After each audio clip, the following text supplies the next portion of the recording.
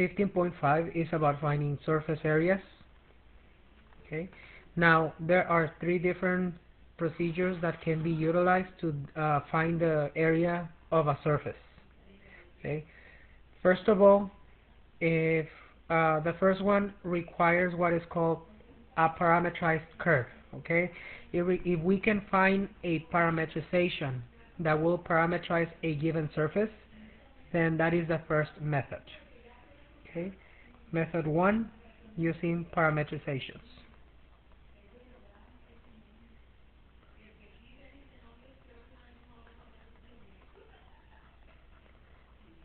Okay. Now, once we find a parametrization, we're gonna call that parametrization some vector r in terms of two variables.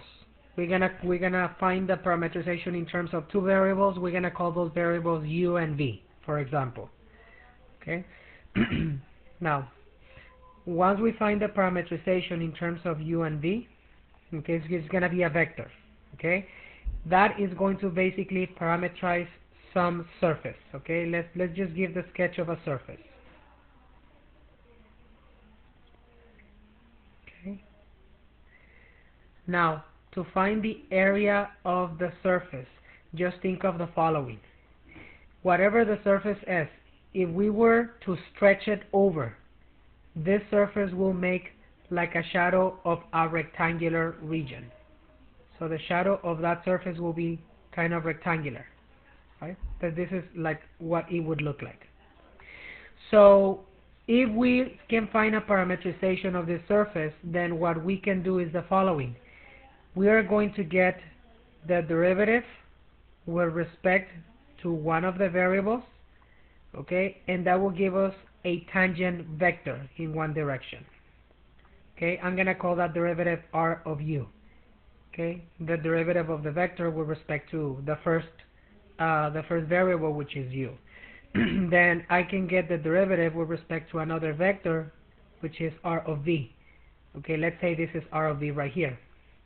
Okay, so if you recall from chapter 11, if I do what is called the cross product, the magnitude of the cross product of these two vectors, they will actually give you the area of the parallelogram that they form.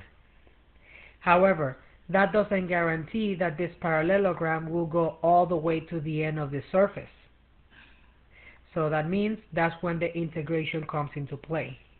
Okay, so if I want that integration to go from this point A to this point B all the way here, and let's say from some point C right here to some point D over here, then we need to do a double integration.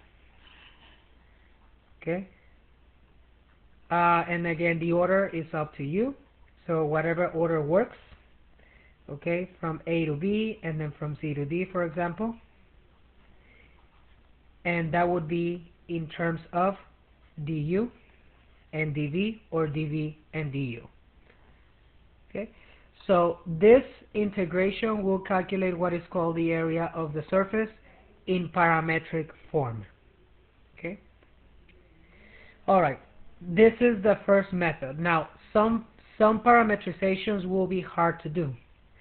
And not only that, maybe the parametrization might not be hard to do, but it could be that the problem might turn out to be a little long with parametrizations.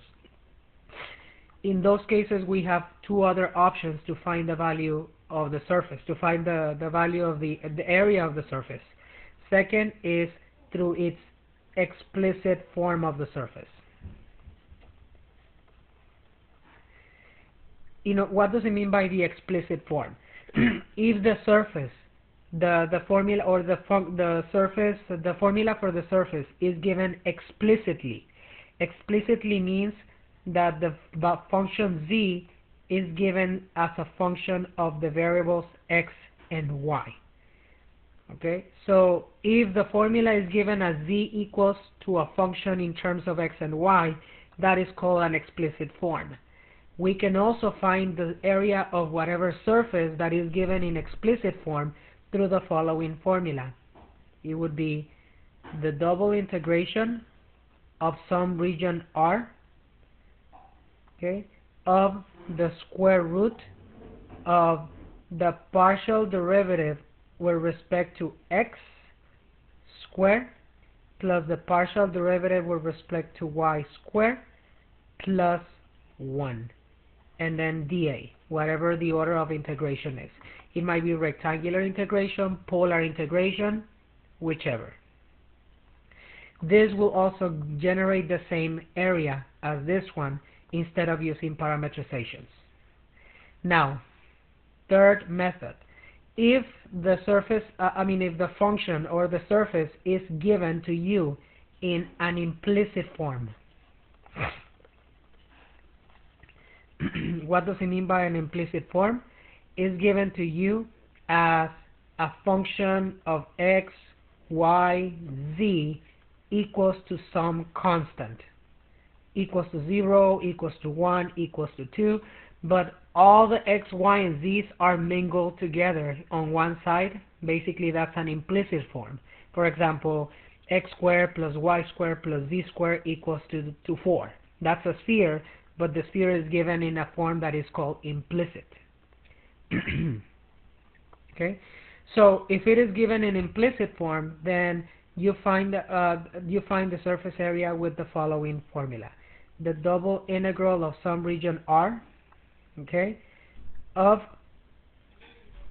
the magnitude of the gradient of the function divided by the magnitude, the gradient of the function with the dot product with a unit normal vector to the region of integration. This is a unit normal to the region R. Okay, so let me give you an example.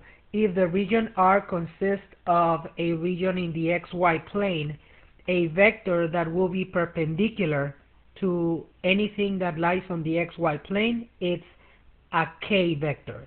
So basically, k would be a unit vector that will be perpendicular.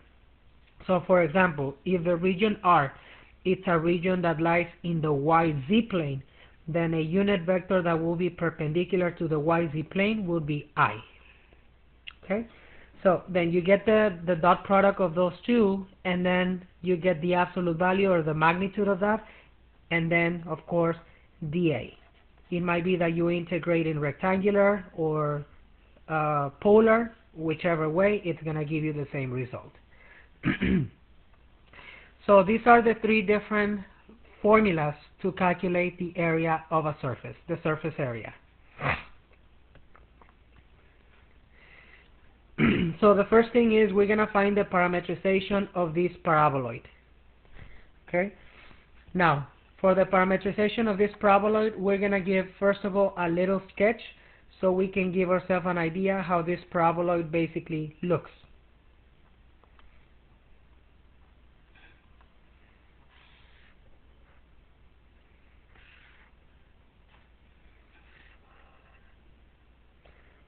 Okay. Now, we can start by first, of course, solving for z. So we give ourselves an idea.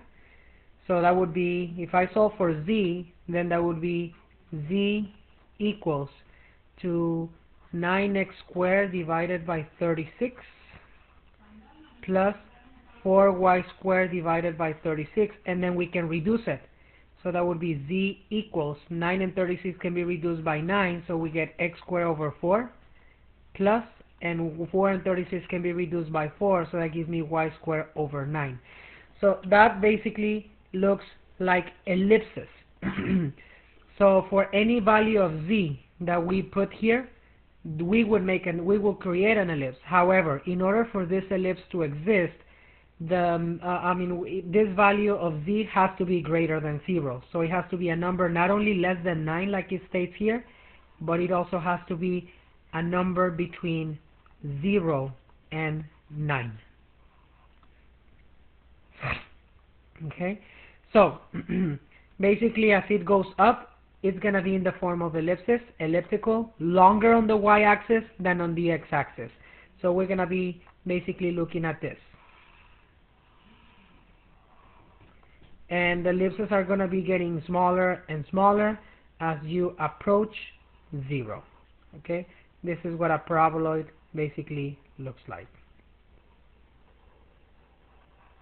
Okay, so with this in mind,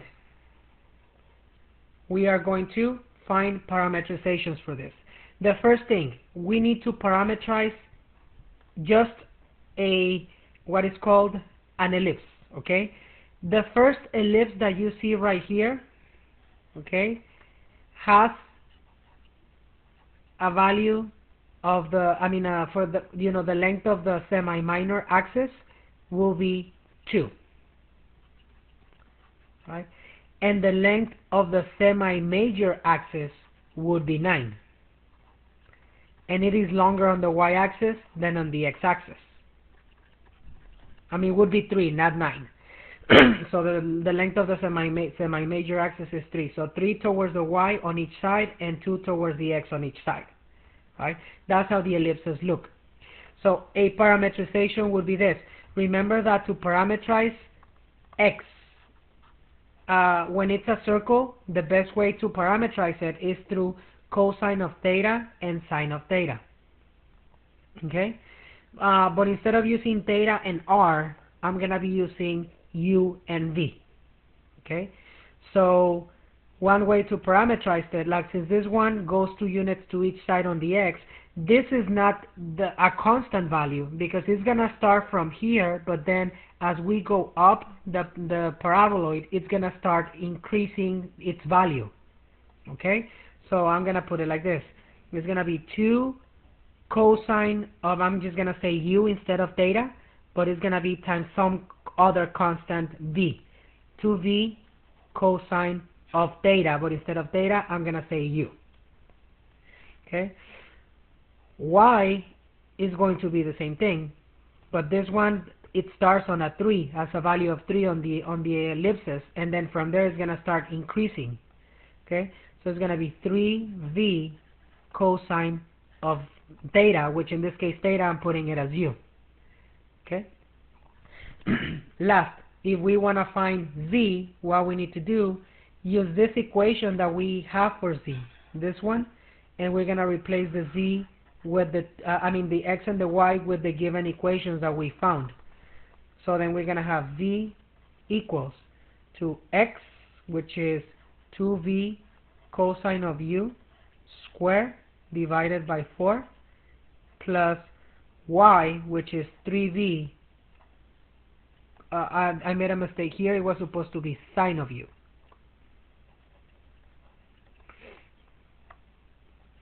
Okay, 3v sine of u, and then square divided by 9, and then simplify this. So it's going to give me 4v squared cosine square of u divided by 4 plus 9v squared sine square of u divided by 9, and that gives us z equals v squared cosine square of u plus v squared sine square of u. If I factor the v squared, we're going to be left with cosine square of u plus sine square of u, which is equal to 1.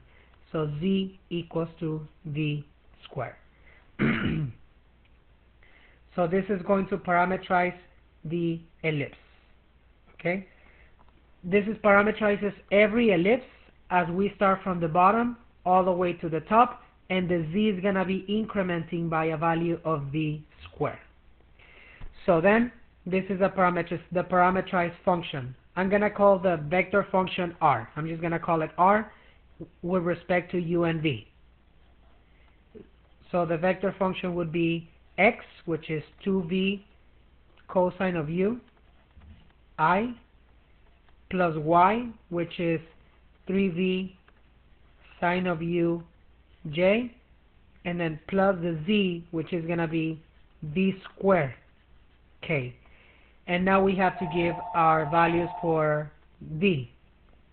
Okay? So we're going to say that v is going to increase from v is equal to 0, okay, that's where it begins, the v, okay, so, and then v is going to go from v is equal to, remember the v, basically, that's z equals to v squared. So I'm going to give you an easier way actually to find the v, because we already know that the z goes from 0 to 9, right? So I'm just going to say z goes from 0 to 9. So, but since the z is equal to v squared, then I can replace the z with the v squared. And then how do I get the limits for v? Is just by getting the square root on all sides, right? So we're going to get that v is going to be a number between 0 and 3. Okay, so that means that the biggest ellipse that we're going to get once we reach z equals 9, if you replace the z with the 9 and then put it, and divide everything by whatever that number is to make it equal to 1, you will see that the ellipse would have a value, a maximum value, like a maximum semi-major axis and semi-minor axis of. Put the 3 here. 3 times 2 is 6. So the semi-minor axis will be 6. Okay. And the semi-major axis would be 3 times 3, which is going to be a 9. That would be the maximum value of the ellipse that will carry both sides on the x-axis and the y-axis. And of course, the z will be changing by v squared, okay, as it goes along the paraboloid, as it keeps going up. Now, how do we get the limits for u? U is going to be the angle, and the angle of the ellipse. And since the ellipses go all the way around, as it goes around the paraboloid, then the angle, which is the u, it's going to be an angle from 0 all the way to 2 pi. Okay? So this is the parametrization for this paraboloid, and these are the limits for u and v.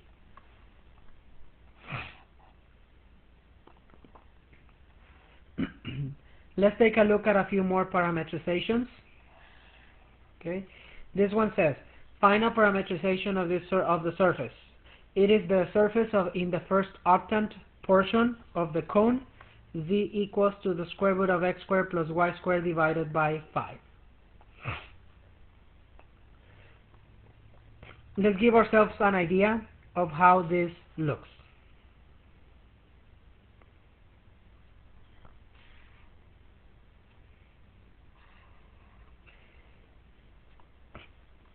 A cone in the first octant. What does it mean? This is the cone. The cone is going towards here, basically increasing this way, okay, towards the positive x and the positive y and the positive z. That would be the first octant, okay? And it's just going to be a piece of a cone right here on this octant.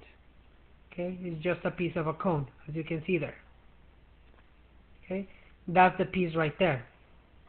Okay, just that little piece. Okay, in the first octant. Okay, so that's basically approximately what this will have as a shape. And we want it to be between the planes z equals to 0, basically right here, all the way to this plane right here, which is z equals to 5. Okay, so let's find a parametrization for this. Okay, so what could be a parametrization for a cone? Even though that it is just a portion of the ellipse, just think of the shapes that if you look at it from the top, that it would have. It would be basically like everywhere you look at it, it will be a quarter of a circle. Right? It is just 1/4 of a circle. So they're going in circular motion. So if I want to basically parametrize a circle, we're going to use the same parametrizations. X is equal to, instead of r, I'm going to use the v for the r. Okay? I'm just going to say x equals to v cosine of theta. But instead of theta, I'm going to use u. And then for y would be v sine of theta, but I'm going to use u for theta. But how far does those thetas go if it is just a quarter of the circle? You see, if I just go from here to here, it would just go from theta equals to 0 to theta equals to pi over 2. Because it's just in the first octant. Okay, so then that's what we're going to say. However, let's find the z. We still need to find the z. Now to find the z, we're going to use the equation of the cone, because the z basically pertains to this cone right here. So the values of z increase, with the graph of this cone.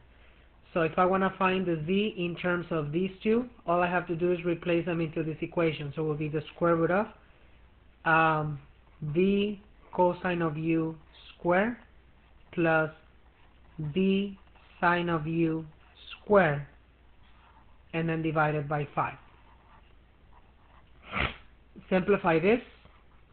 Z equals to the square root of v square cosine square of u plus v square sine square of u divided by 5. And so we can factor out the v square, so we get the square root of v square times cosine square of u plus sine square of u, which is equal to 1. So we're going to get z equals to the square root of v square divided by 5, which is equal to v over 5. So then we can write the parametrization.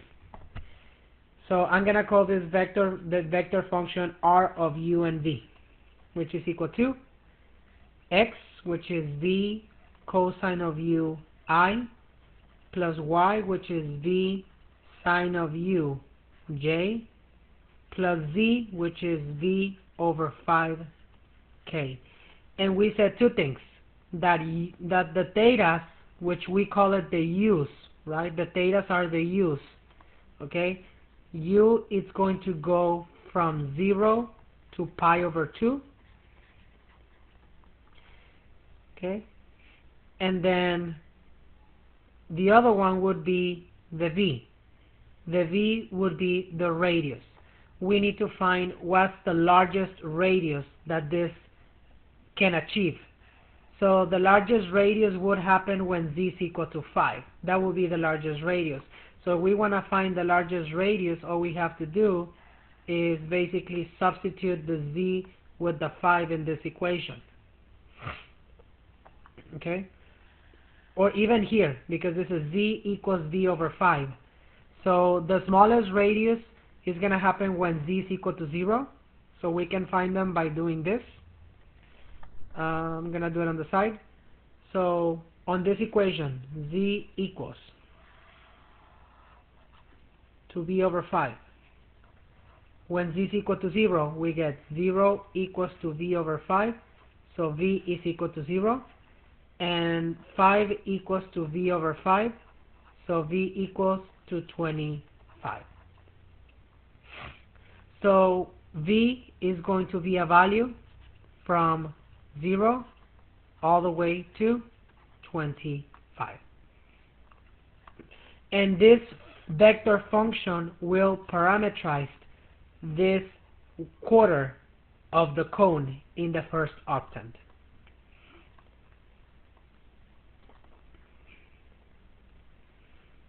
So there's plenty of other parametrizations you can do, but I'm just going to go to basically now parametrize a sphere. This is something different that we haven't tried. Okay, let's find the parametrization of the sphere. So this sphere has a radius of the square root of 3. So whenever we're parametrizing a sphere, we are using the following formulas, if you recall. X equals rho, well, in this case, the radius, we call it rho. Rho sine of phi,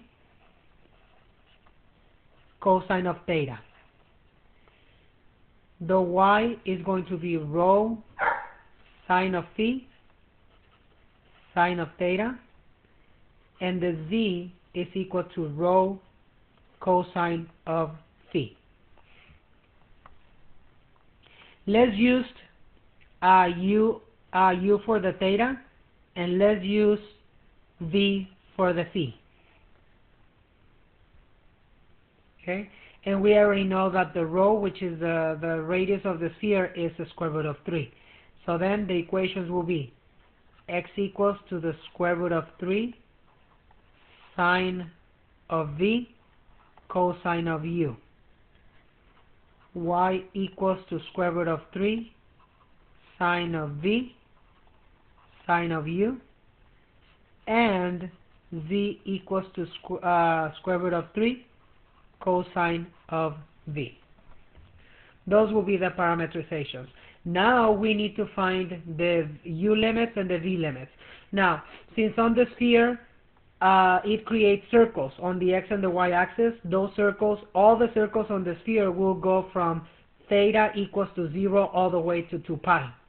So the u will be automatically go from 0 to 2 pi. However, for the v's, which is the phi, to find the phi limits, all we gotta do is we need to find the phi based on these planes. So we want to find the phi that goes between these two planes. So then that's z equals to 3/2. So in order for us to find the v, we're going to replace the z equals to 3/2 right here and solve for v. Same thing with the negative 3/2. So substitute it here and solve for v. So I'm going to make it easier. So I'm going to say z equals to the square root of 3 cosine of v. I'm just going to say plus or minus 3/2 equals to the square root of 3 cosine of v, and then solve for v. So it would be divided by the square root of 3, so it would be plus or minus 3 divided by 2 square root of 3 equals to cosine of v. We can maybe rationalize it. Okay, if we rationalize this, it would be square root of 3 of 3 square root of 3 over 6, right? Equals to cosine of v. Then we can reduce this, so it will be plus or minus the square root of 3 over 2 equals to cosine of v. So then we solve for v. We said v equals cosine inverse of plus or minus the square root of 3 over 2. Okay, so cosine of what angle will equal to the square root of 3 over 2? It would be pi over 6. And cosine of what angle will give me negative square root of 3 over 2 would be 5 pi over 6. So the two v limits will be pi over 6 and 5 pi over 6. And then we already know the u limits, so then we can create the vector function. The vector function that parameterizes this, that sphere, okay, between the planes z equals to negative 3/2 to positive 3/2 is r of u and v equals to square root of 3 sine of v cosine of u I plus square root of 3 sine of v sine of u j plus square root of 3 cosine of v, okay, and we said that u, which is the theta, goes from 0 to 2 pi, and the v, which is the phi, goes from pi over 6 to 5 pi over 6. And this vector function parameterizes the sphere between the planes z equals negative 3/2 and z equals to positive 3/2.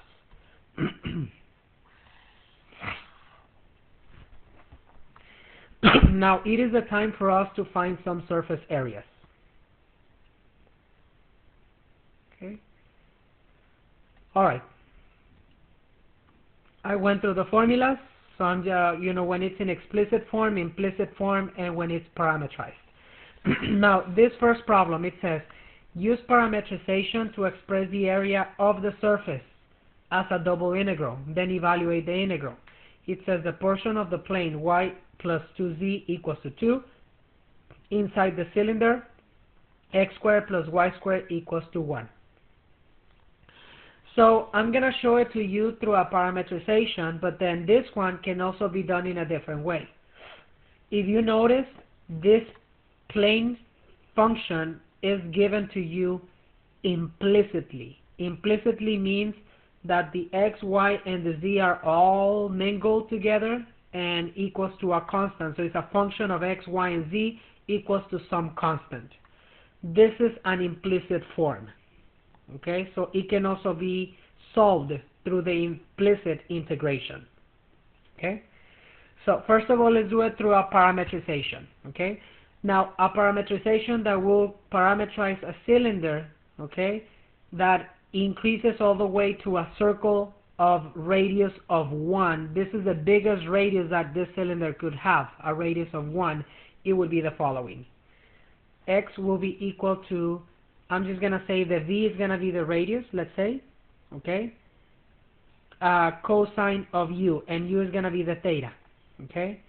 Then the Y, it's going to be V, which is the radius, sine of U, which is the theta, okay. And then the Z, we can obtain it from this plane, okay. If I solve for Z, right here, we're going to get negative 1/2 Y plus 1, but then the y, we already found what y is in terms of the parametrization, negative 1/2 v sine of u. So I'm just going to put, instead of negative 1/2, I'm going to put negative v over 2 sine of u plus 1. Okay, and then from here we can say that u, since the cylinder is formed by circles all the way until it gets to the top, then the circles will have an angle theta that goes from 0 to pi. So that angle theta, we call it the u in this case. So this is the parametrization in terms of u and v. It's going to be v cosine of u I plus v sine of u j plus negative v over 2 sine of u plus 1 k. And then we said that the angle theta, which in this case is the u, goes from 0 to 2 pi, and the v, which is the radius, goes from a radius of 0 to a maximum radius of 1. Okay, that's what the cylinder has as its maximum radius of 1. Okay, so that's the parametrization. So if we want to find the surface area using parametrizations, okay, what we have to do is the following. We have to find a tangent vector with respect to one variable, with respect to u, and then we have to find a tangent vector with respect to the other variable, which is with respect to v. The tangent vector with respect to u would be get the derivative of each of the components with respect to u. So the derivative of cosine of u would be negative sine of u. So the first one would be negative v sine of u, I. The derivative of sine of u would be cosine of u. So the next one would be v cosine of u, j. And the derivative with respect to u of sine of u would be cosine of u. So it's negative v over 2 cosine of u, and the derivative of 1 is 0. So that would be k. Now, the partial derivatives with respect to v, now the derivative of v would be just 1. So it would be cosine of u for this component, I. The derivative of v sine of u with respect to v would be sine of u. So it would be plus sine of u, j. And the derivative of negative v over 2 sine of u with respect to v would be negative 1/2 sine of u, and the derivative of 1 is 0, k. So using parametrizations, the next step in the process is that we need to get the cross product of these two tangent vectors to the surface.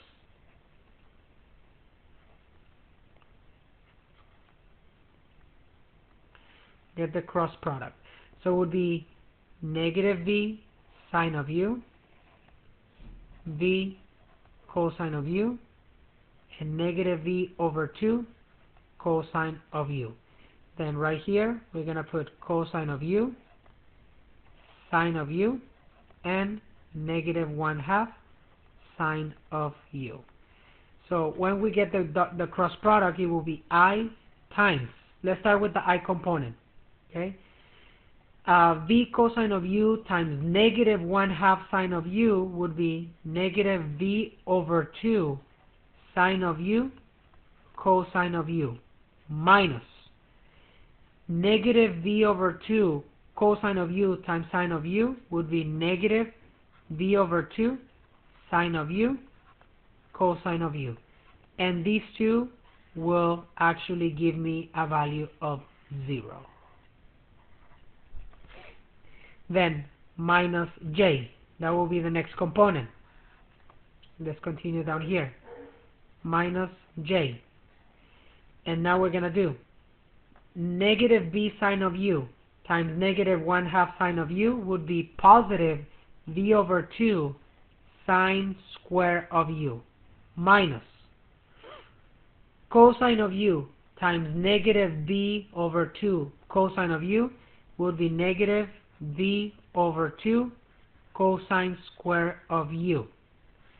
So this changes to a plus, and then we can factor the v over 2 right here, and if I factor it, we get sine square of u plus cosine square of u, and that is equal to 1. So that gives me minus v over 2j. And then the last one would be the k component. The k component would be plus k, and on this one it would be negative v sine of u times sine of u would be negative v sine square of u minus v cosine of u times cosine of u would be v cosine square of u. I can factor a negative v and be left with sine square of u plus cosine square of u, which again, this is equal to 1. So this is going to give me negative bk. So I'm going to write the cross product. The cross product of these two tangent vectors, r of u cross r of v, is going to be 0i minus v over 2j minus vk. Now we need to get the absolute value or the magnitude of this cross product. So what will be the square root of 0 squared plus negative v over 2 squared plus negative v squared, which is going to give us the square root of v squared over 4 plus v squared, which is going to give me 5v squared over 4, and the square root of this will be the square root of 5v divided by 2. So, for the surface integral, so now we're going to be finding the surface area. Will be the double integral of some region R, and the formula says times the absolute value of the cross product of r of u and r of v, du dv, or dv du. Okay, whichever way. So you know what? I'm going to do a dv first. Okay, so then this is going to be the same as the double integral of square root of 5 over 2v dv du, and the limits for v were from, we found them to be the v limits from 0 to 1, and the u limits from 0 to 2 pi. So this is equal to the integral from 0 to 2 pi of the integral with respect to v would be square root of 5 over 4 v squared evaluate it from 0 to 1, then du. So if I evaluate it from 0 to 1, then we're going to get the integral from 0 to 2 pi. So just put the 1 here. So that will give me a square root of 5 over 4 du. And then if I get the integral with respect to u, would be equal to the square root of 5 over 4u from 0 to 2 pi. And if I evaluate the 2 pi, that will give me square root of 5 times 2 pi divided by 4, which can be reduced to square root of 5 pi over 2 square units. This is the surface area of this function. It is the surface area of the portion of the plane inside this cylinder. So that will be the surface area. You see how this process was a little bit lengthy, because first we had to find a parametrization, find the limits of the parametrization, and then find the cross product, find the two tangent vectors in terms of one variable, in terms of the other one, get the cross product, get the absolute value of the cross product, and evaluate the integral. Now, this integration or this surface integral can also be evaluated through a different method. You see that this plane is given in an implicit form. So since this is given in an implicit form, I can also find the surface area of this through an implicit integral. So I'm going to be doing that, I think, here on the side.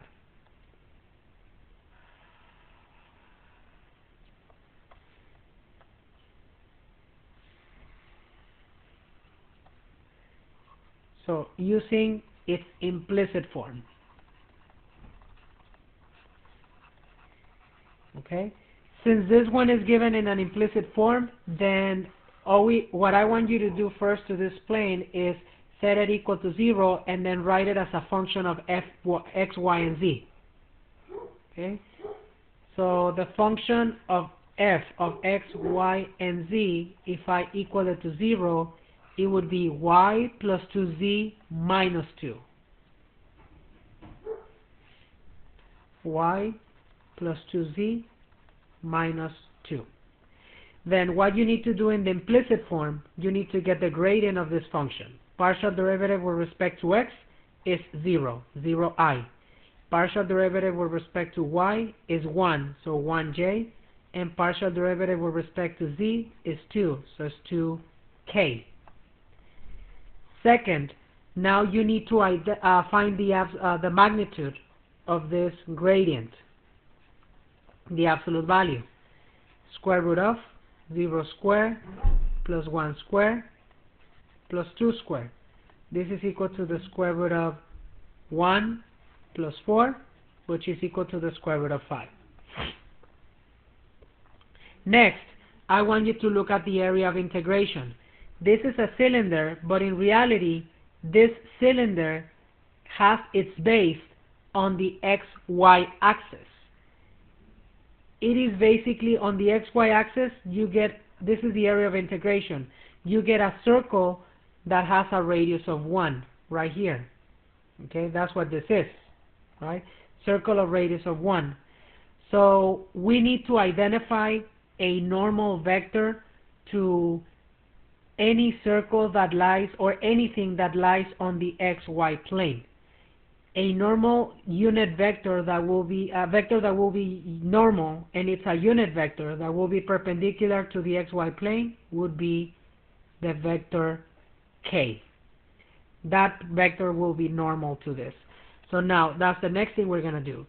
You need to get the dot product of the gradient, which is this, with the vector k.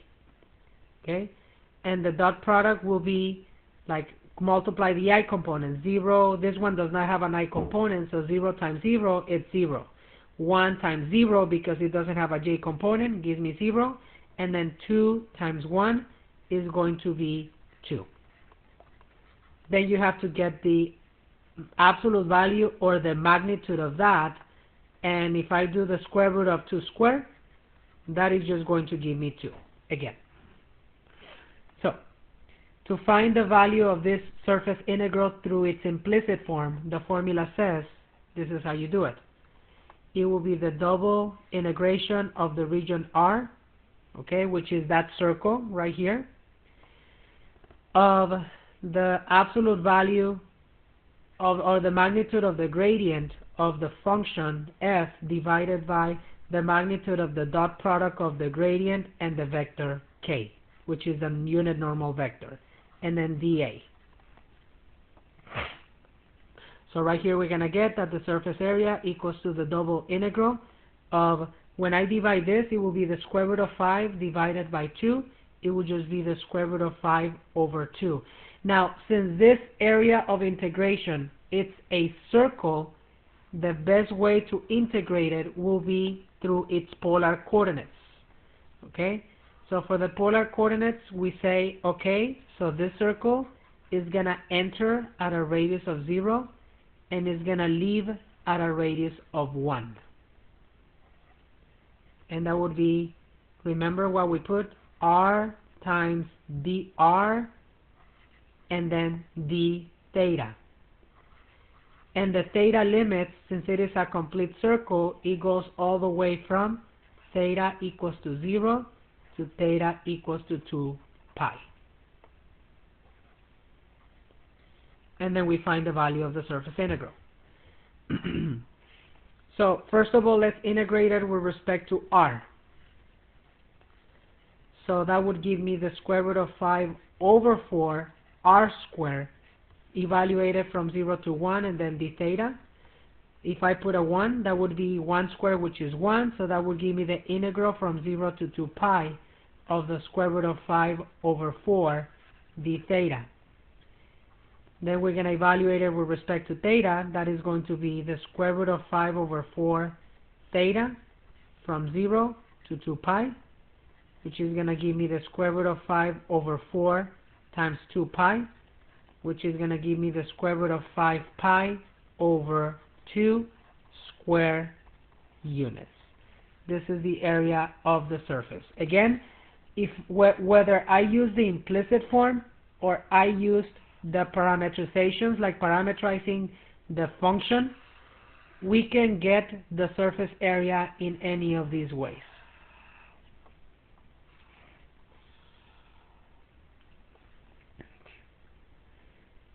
Next example. Okay.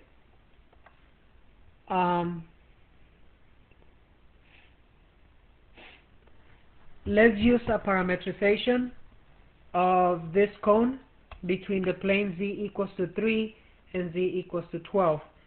Then evaluate the integral. Okay. Again, you see that this function is given to you in an explicit form. Explicit form means z as a function of x and y. So we can use the other formula to find the area in an explicit form. However, first, let's do it through parametrizations, then we can take a look at it in its explicit form. So, using parametrizations.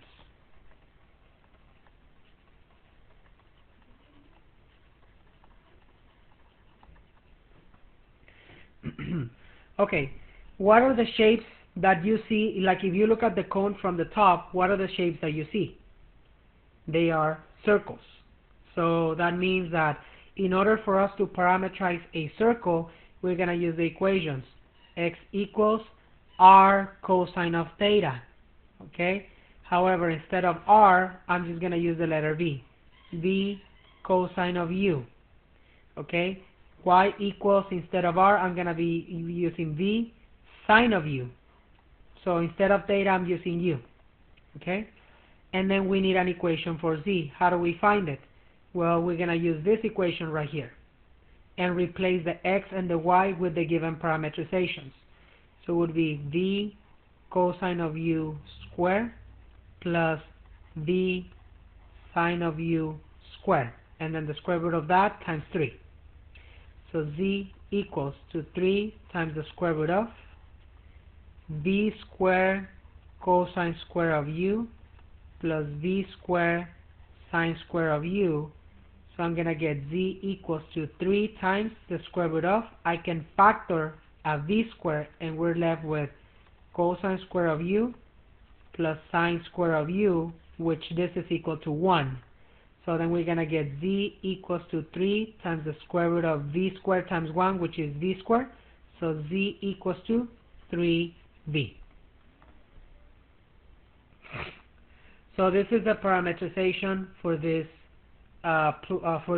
vector function. So the parametrizations will be r of u and v equals to v cosine of u I plus v sine of u j plus 3v k. Now we need to find the u limits and the v limits.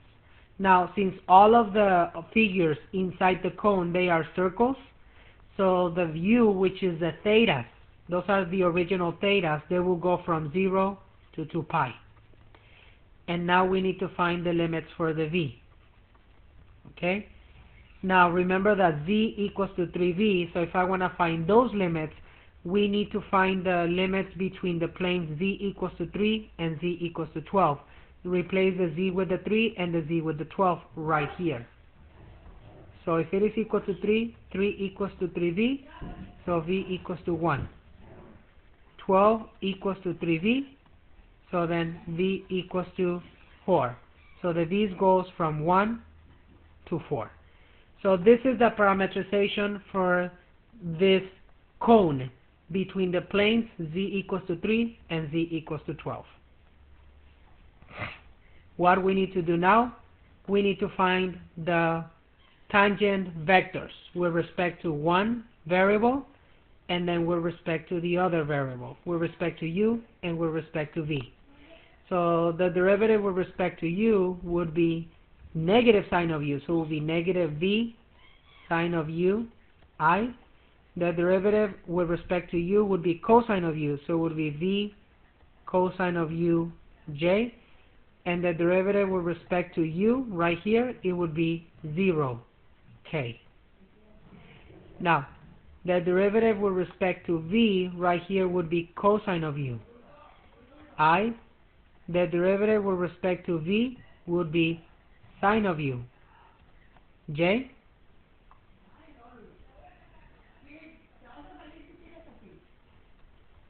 Okay. And the derivative with respect to v would be 3k. Now we need to get the cross product. Okay, so we're going to get the cross product of these two vectors, of these two tangent vectors.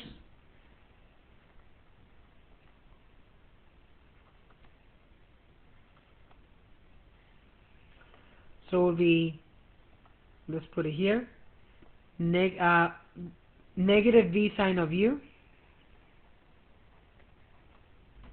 v cosine of u, 0, cosine of u, sine of u, and 3.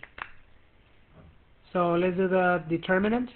I times v cosine of u times 3 would be 3v cosine of u minus sine of u times 0 would be 0.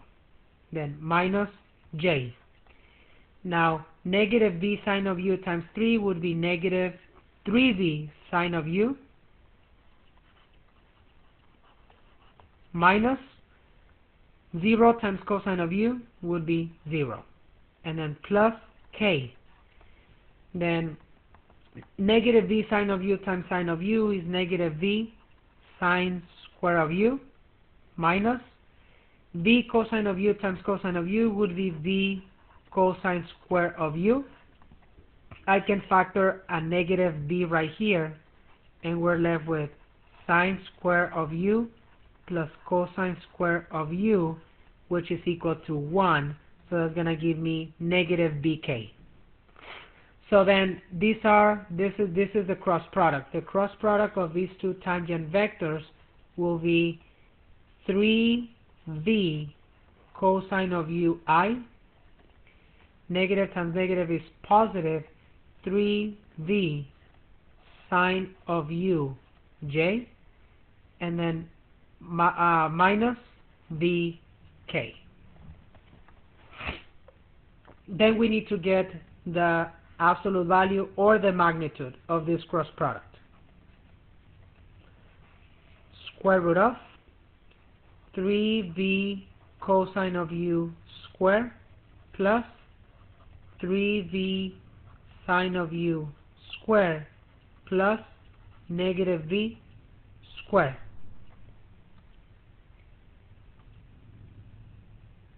Okay, so let's calculate this.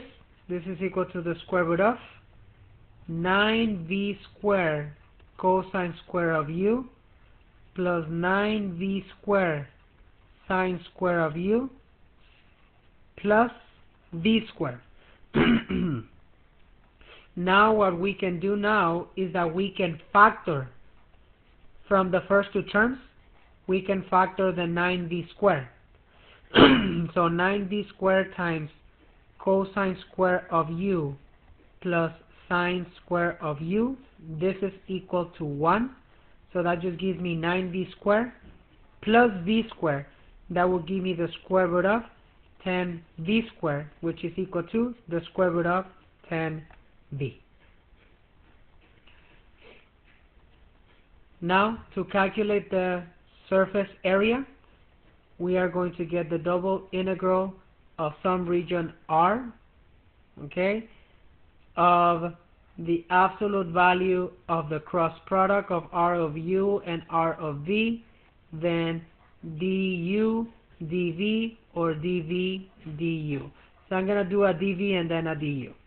Okay, so that will be the double integral of the cross product, which was the square root of 10v dv du. But v, we said, goes from, let's look at the limits for v, 1 to 4.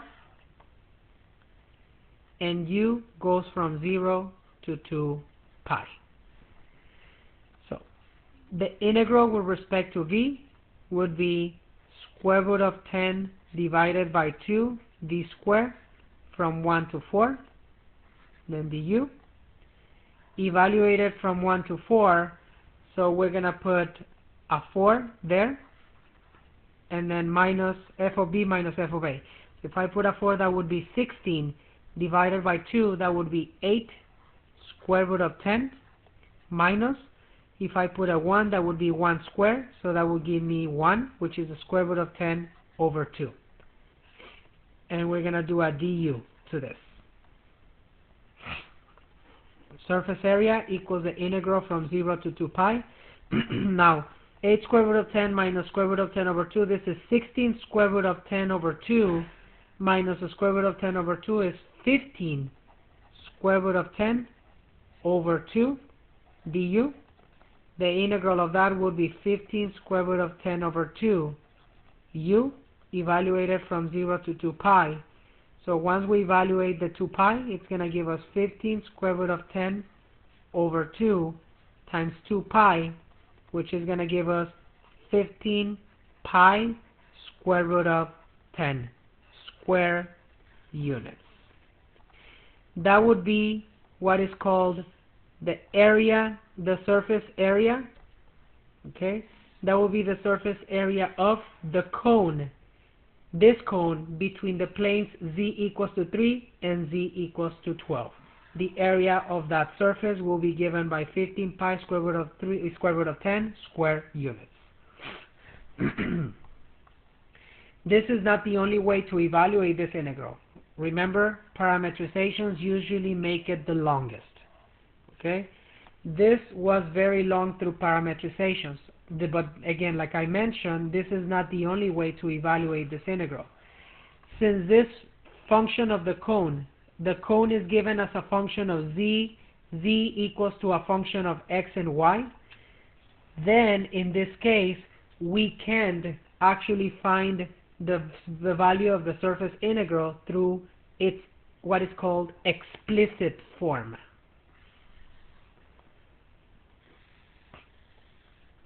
Let's do it this way. Explicit form.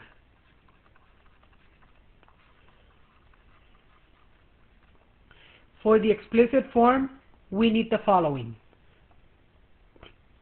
remember that the formula is the double integral of some region R of the square root of the partial derivative with respect to x squared plus the partial derivative with respect to y squared plus 1 dA, either in terms of rectangular integration or polar integration, whatever is best.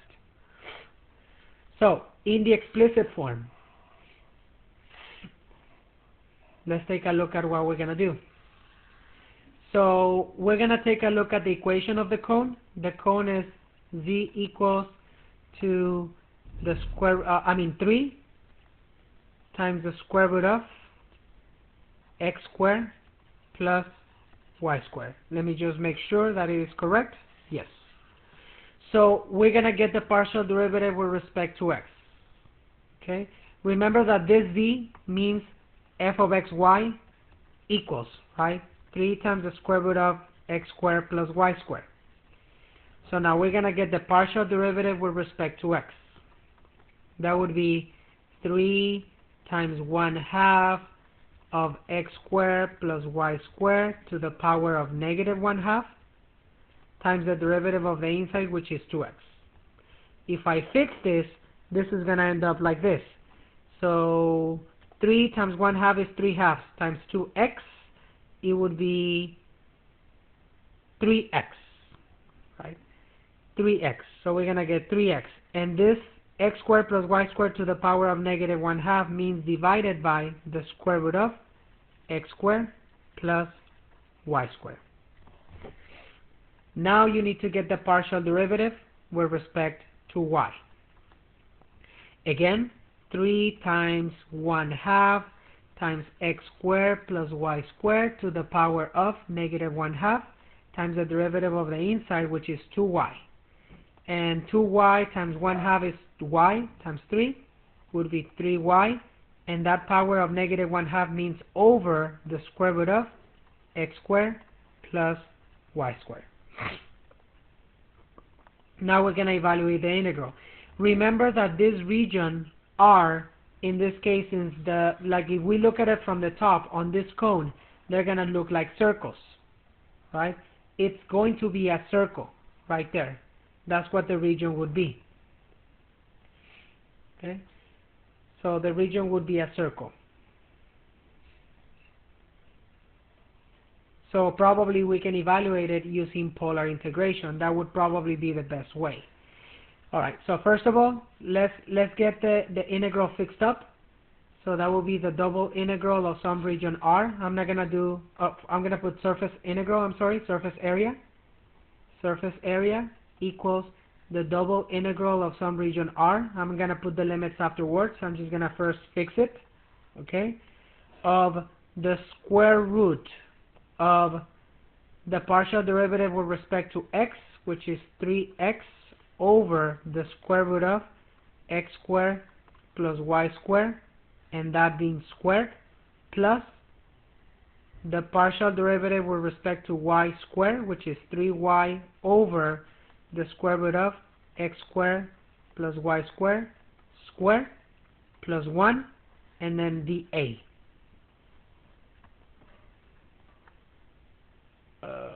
I should have done it on the right. Okay, I'm just going to put a line through it.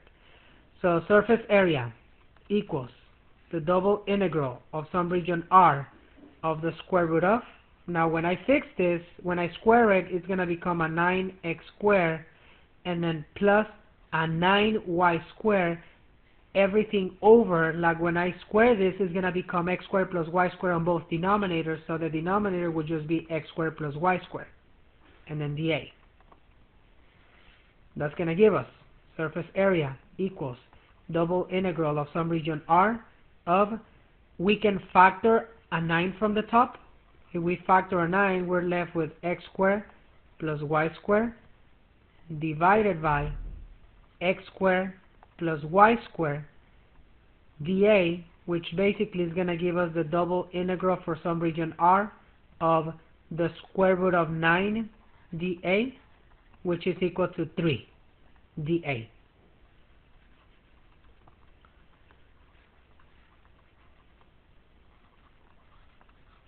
Okay? So now the only thing we're going to need now is basically what's called the area of integration. Okay, the area of integration.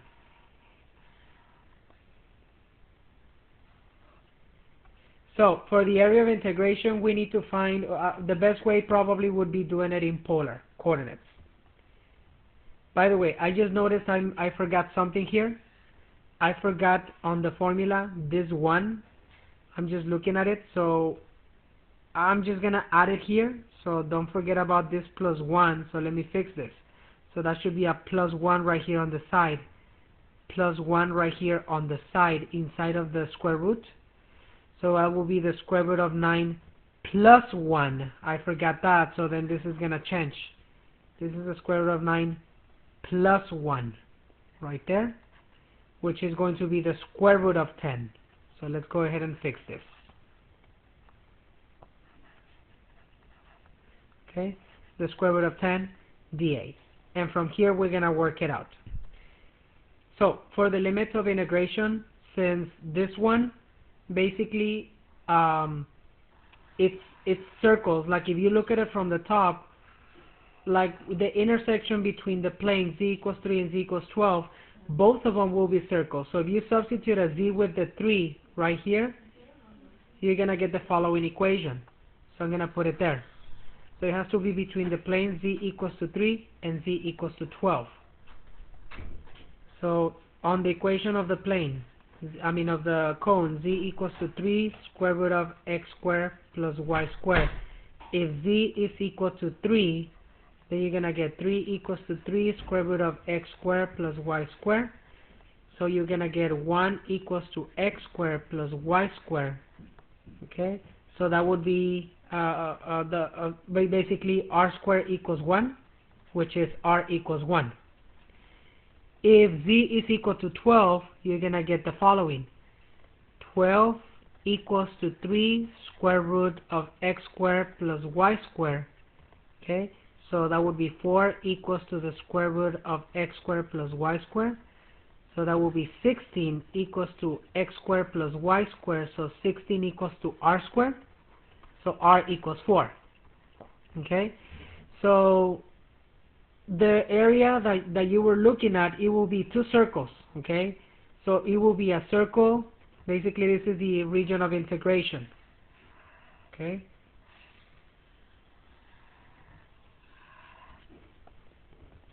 that doesn't look too good, so let me fix this. I think this is gonna be best.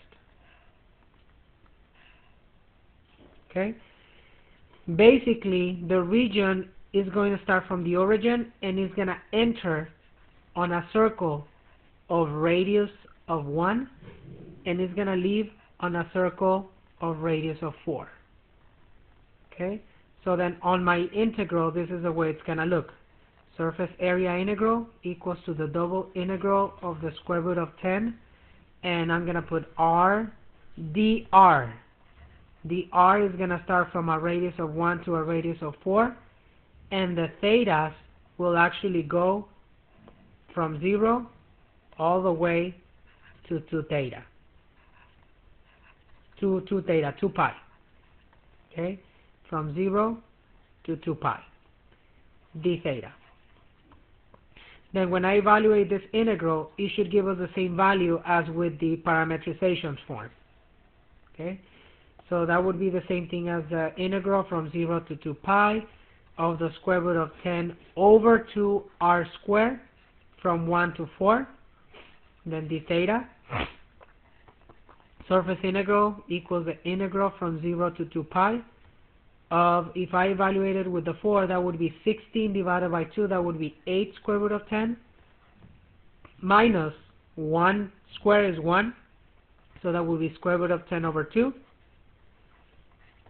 d theta. When I simplify this, that will give me the integral from 0 to 2 pi of 16 square root of 10 over 2 minus square root of 10 over 2 is 15 square root of 10 over 2 d theta. And then when I evaluate it, that's going to give us 15 square root of 10 over 2 theta evaluated from 0 to 2 pi. Once we evaluate the 2 pi, we get 15 square root of 10 over 2 times 2 pi, which is going to give us 15 pi square root of 10 square units. This is the area of the surface of the cone between the planes z equals to 3 and z equals to 12. And again, using parametrizations or using the explicit form, we got the same results.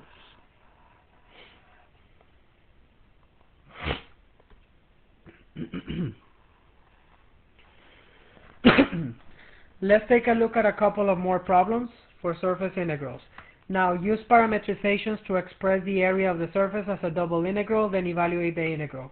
It says the portion of the cylinder x squared plus y squared equals to 25 between the planes z equals to 5 and z equals to 9. Okay, so we need to write a parametrization first. Since a cylinder is going to have basically what's called, it's going to be form of circles, for looking at it from the top. In other words, so the parametrization will be x equals r cosine theta, y equals r sine theta. But instead of r and theta, I'm going to be using for r, v, cosine of u, and the theta would be the u, and v sine of u for the y. Okay, and then we need basically for the parametrization for the z. Okay, for the z, we need to find a parametrization for that. So this one says that it goes from z equals to 5 to z equals to 9. Okay, so we need to find a parametrization for that.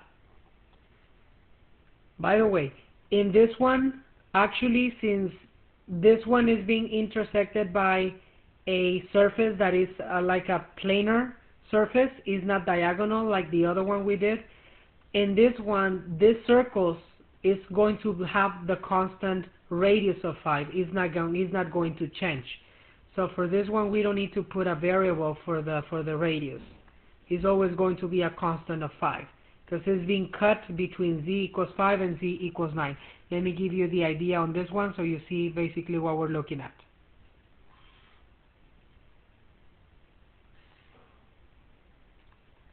Okay, this is your cylinder right here.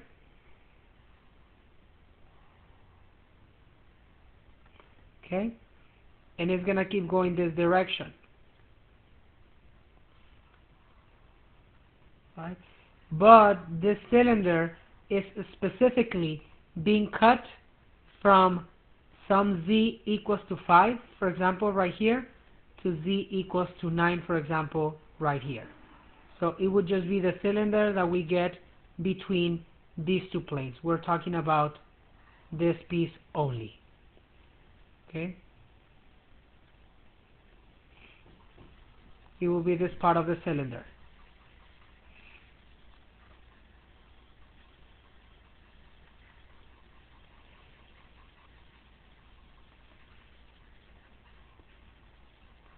Okay? So you see that the radius will always be constant in this case because they're just parallel to the base of the cylinder. So the radiuses of these circles will stay constant. They do not change. So then for the parametrization, the radius right here is 5. So all I have to do is put it as 5 cosine of u and 5 sine of u. Okay. For the one, we're gonna use the v in this case for the z. Okay. You see that the z is just a constant value that goes between 5 and 9. Z is not variable, so it's just a constant. 5, 6, 7, 8, and 9, or anything between 5 and 9. So I can just put it as a constant z right there. Okay, and I can say that the u, which is the theta, the angle goes from 0 to 2 pi, and the v, which is the value of z, goes anywhere between 5 to 9. And the parametrization in terms of u and v will be 5 cosine of u I plus 5 sine of u j plus VK. Okay. Now we're going to find a tangent vector with respect to U and a tangent vector with respect to V. The tangent vector with respect to U is the partial derivative with respect to U, which in the first one would be -5 sine of U. I, partial derivative with respect to U would be 5 cosine of U J. And partial derivative with respect to U right here would be 0K. Partial derivative with respect to V, since there's no V on the first two components, will be 0I plus 0J, and the partial derivative with respect to V would just be 1K. Next, we need to get the cross product of these two tangent vectors, R of U cross R of V. So that will be the determinant, I, J, and K.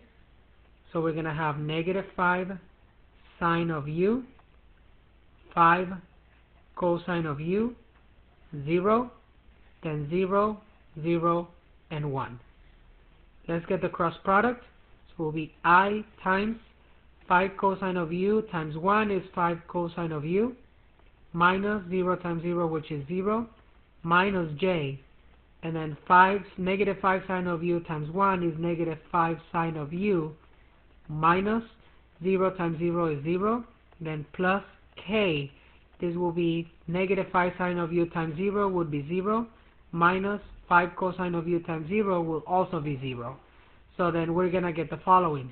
5 cosine of U I, negative times negative is positive, 5 sine of U J plus 0K.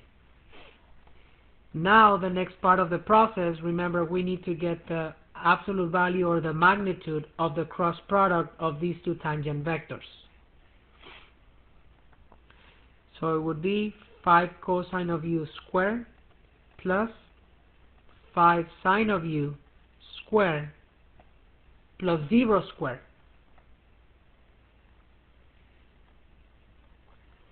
That will give me the square root of 25 cosine square of U plus 25 sine square of U. I can factor out the 25 and you get cosine square of U plus sine square of U, which is going to equal to 1. So we're going to be getting the square root of 25, which is just going to give us a 5. Okay?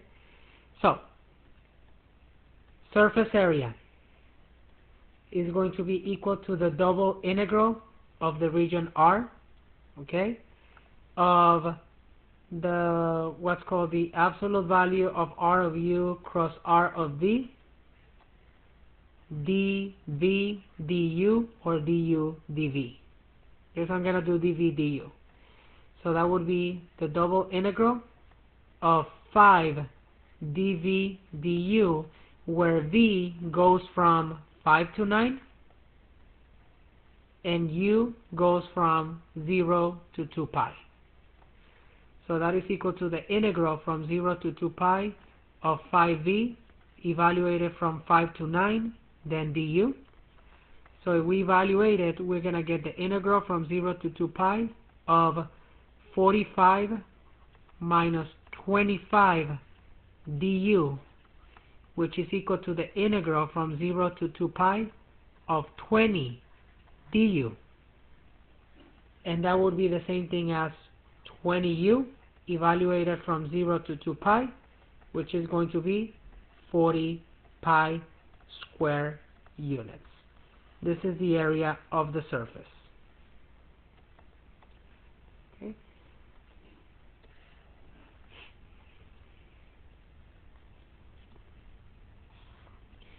Now, can the area of this surface be obtained in a different way in this problem?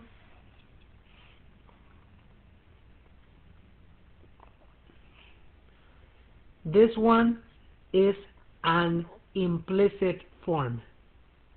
You see that the function f of x, y, and z is given in an implicit form.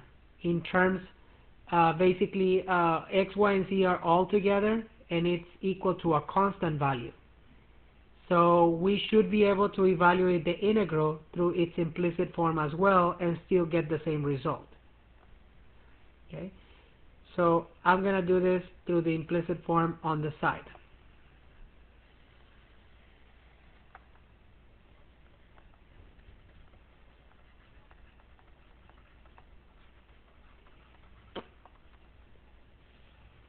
Okay, for the implicit form, remember this is the integral, the double integral of some region R of the absolute value of the, or the magnitude of the gradient of the function f divided by the dot product of the gradient of the function with some what's called some normal vector. We're going to find the normal vector right now, unit normal vector, okay, and then the absolute value of that, and of course dA.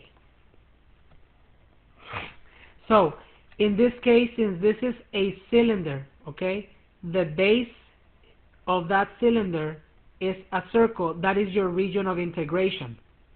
Okay, since that base is just a circle, then what is a vector n that will be perpendicular or normal to this, a unit vector that will be perpendicular or normal to this circle on the xy plane would be the vector k.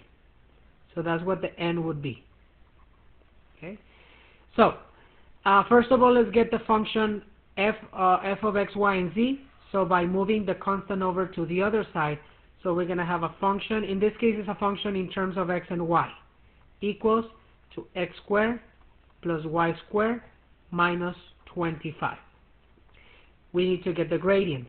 The gradient of this function, first partial derivatives with respect to x and y. So the partial derivative with respect to x will be 2xi.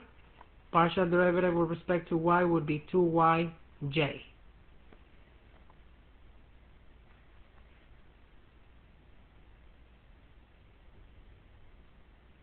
Okay. There's going to be a problem on this one. According to what I see, we actually won't be able to do it. This is one of the exceptions that we won't be able to do through this form for one reason. Because once we do the dot product of this with the k vector, we're going to get a 0, and we cannot divide by 0. So this is an exception to the rule. So this one is one problem that we will not be able to do with the implicit form. Okay. So that one is not possible to do. Okay.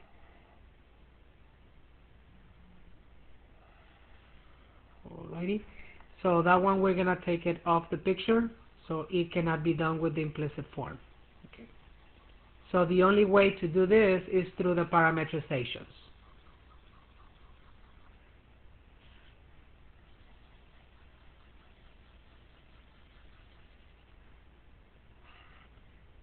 Okay.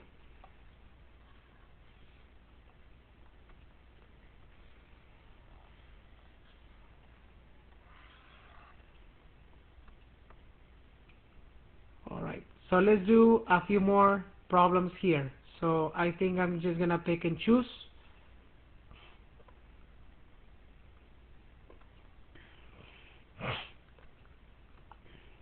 Let me pick a few more here.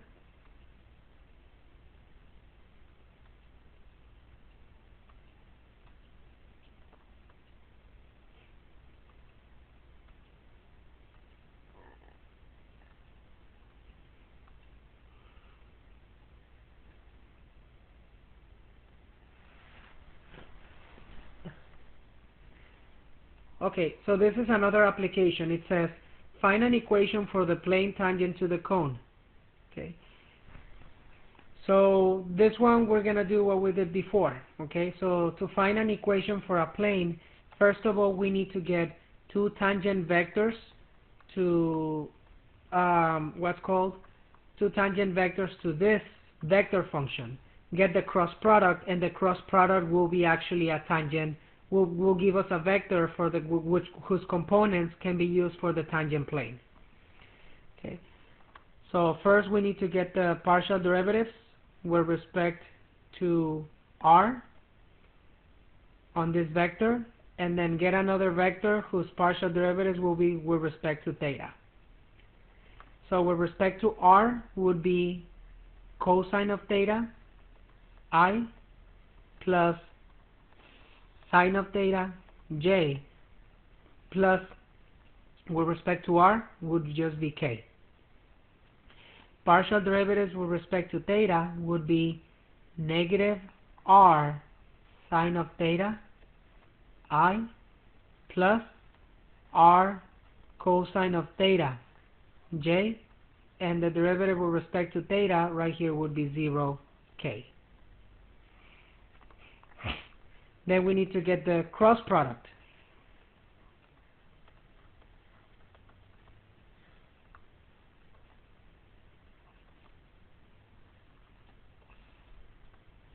Okay, so it will be cosine of theta, sine of theta, and then 1. Then we get negative r sine of theta, r cosine of theta, and 0. Get the cross product. So it would be I times sine of theta times 0 is 0, minus 1 times r cosine theta would be r cosine of theta, minus j. Cosine of theta times 0, it will be 0.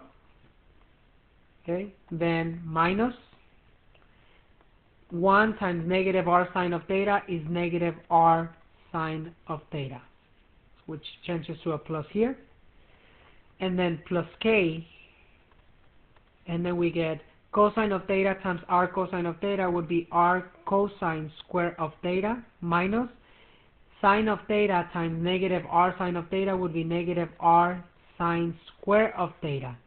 So that will be plus. Then we can factor the r's, and we get r times cosine square of theta plus sine square of theta, which in this case this is equal to 1. So we get rk. So then the cross product, remember that these two vectors are tangent, meaning that the cross product will be a normal. Okay? And the components of a vector, if we are normal, if we use the components of a vector for a plane, remember that that vector is normal to the plane. That means that in this case, normal to normal will be a tangent to the plane. So let's write the cross product, which is going to be negative r cosine of theta I, then minus r sine of theta j, or you can say plus negative r sine of theta j, and then plus r k. Okay. Now we need to find this normal vector at the given values of r and theta, at the values of r equals to 2 and theta equals to 2 pi over 3. So let's evaluate it. Okay, let's evaluate this normal at 2 and 2 pi over 3. Okay, so that would be negative 2 cosine of 2 pi over 3 I plus negative 2 sine of 2 pi over 3 j plus 2k. And that would give us the following. Cosine of 2 pi over 3 would be 1/2 times negative 2 would be negative 1. So it would be negative I. Okay. Sine of 2 pi over 3 would be square root of 3 over 2 times negative 2 would be negative square root of 3j, and then plus 2k. So remember, this will be the components A, B, and C of the plane. So A equals -1, B equals -square root of 3, and C equals to 2. And we want to find the plane that passes through the given point. The given point is -1, square root of 3, and 2.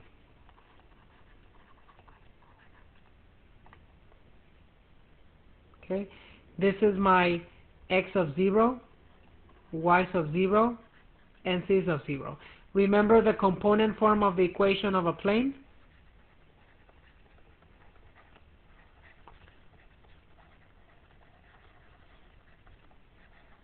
Is this a times x minus x of 0 plus b times y minus y of 0 plus c times z minus z of 0 equals to 0.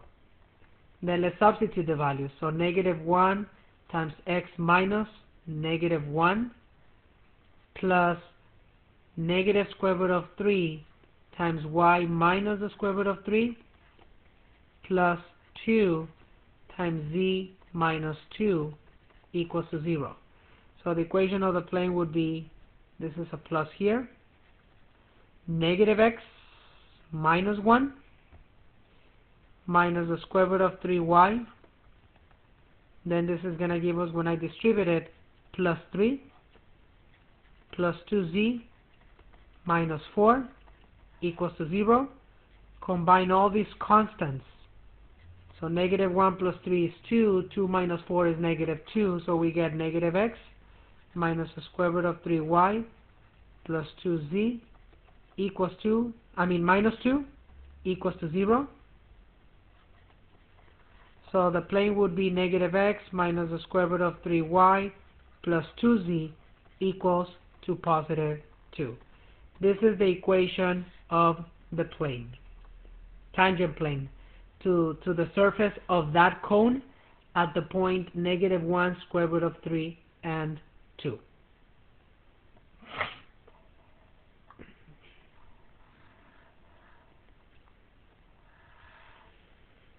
Now, the next thing is that we want to find a Cartesian equation for the surface, for this surface right here. Just remember that since this surface represents a cone, any cone has the equation of square root of x squared plus y squared. That is the equation of any cone. Okay, so the Cartesian equation of the cone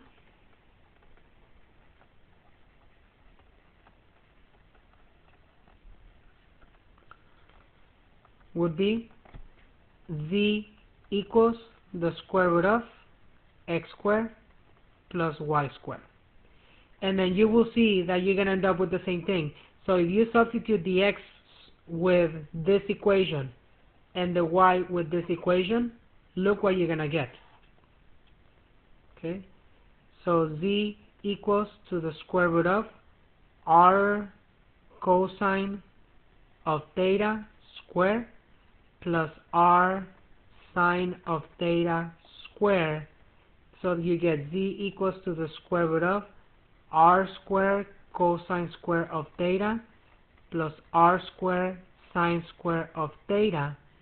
And if you factor the r squared, you're going to be left with z equals to the square root of r squared times cosine square of theta plus sine square of theta, but that is equal to 1, so that equals to the square root of r squared, which is equal to r. But r is equal to, in rectangular, the square root of x squared plus y squared. We go back to the same thing. Okay, so the equation of the cone is just given by this equation, z equals to the square root of x squared plus y squared. Okay, the last thing they want you to do is just make a little sketch of the surface and of course the tangent plane together. So we're just talking about this. So if we sketch this surface and the tangent plane, it would just look something like this.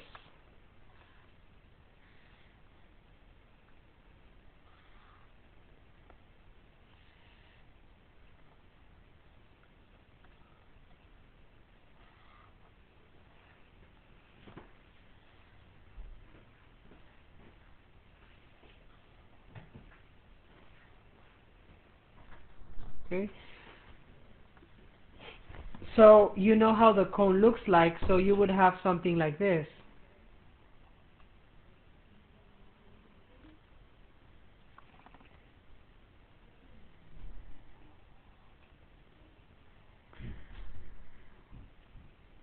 And so you're looking at the point.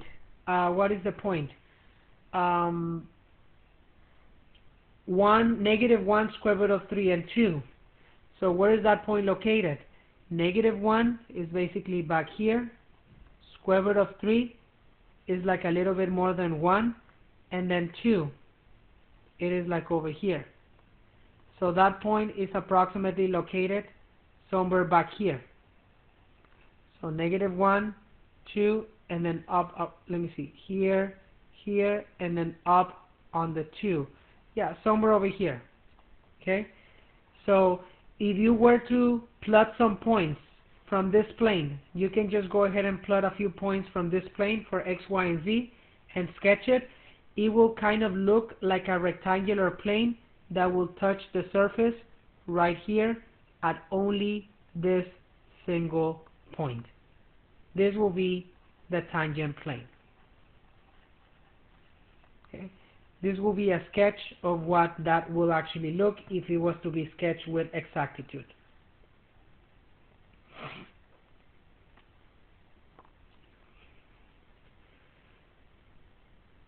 Okay.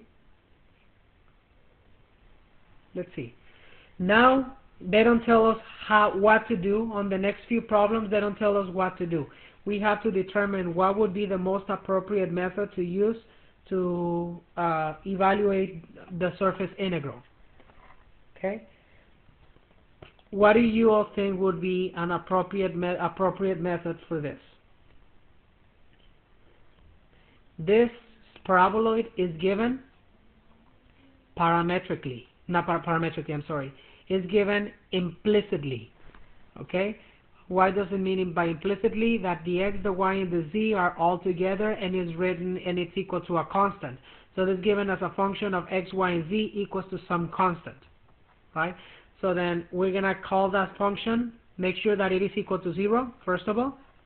Oh, first I'm going to put, we're going to use the implicit form.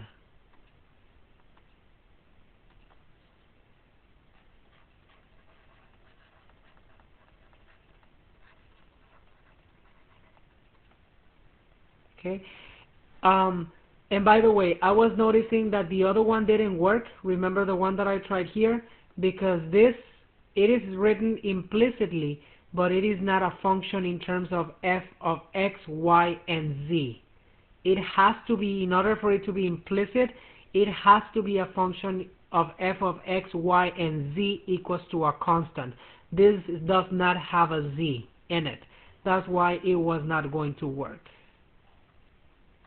Okay, so this one, the implicit form, the function of f of x, y, and z, we can set it to be x squared plus y squared minus z. And it's a 0, so that's fine. We don't need a constant, right? We need to get the gradient of this function. So that would be 2xi, partial derivatives, plus 2yj, plus -1k. Right? And then what you're supposed to do now is that you need to get the magnitude of this gradient. Square root of 2x squared plus 2y squared plus -1 squared. That will give me the square root of 4x squared plus 4y squared plus 1. Okay? And that's it. So that's all we can do. I think the maximum we can do, I think we're going to have to evaluate this integral in polar form. I think that would be the choice. That will be the choice that we have. So then we're going to change it after to polar integration, like this.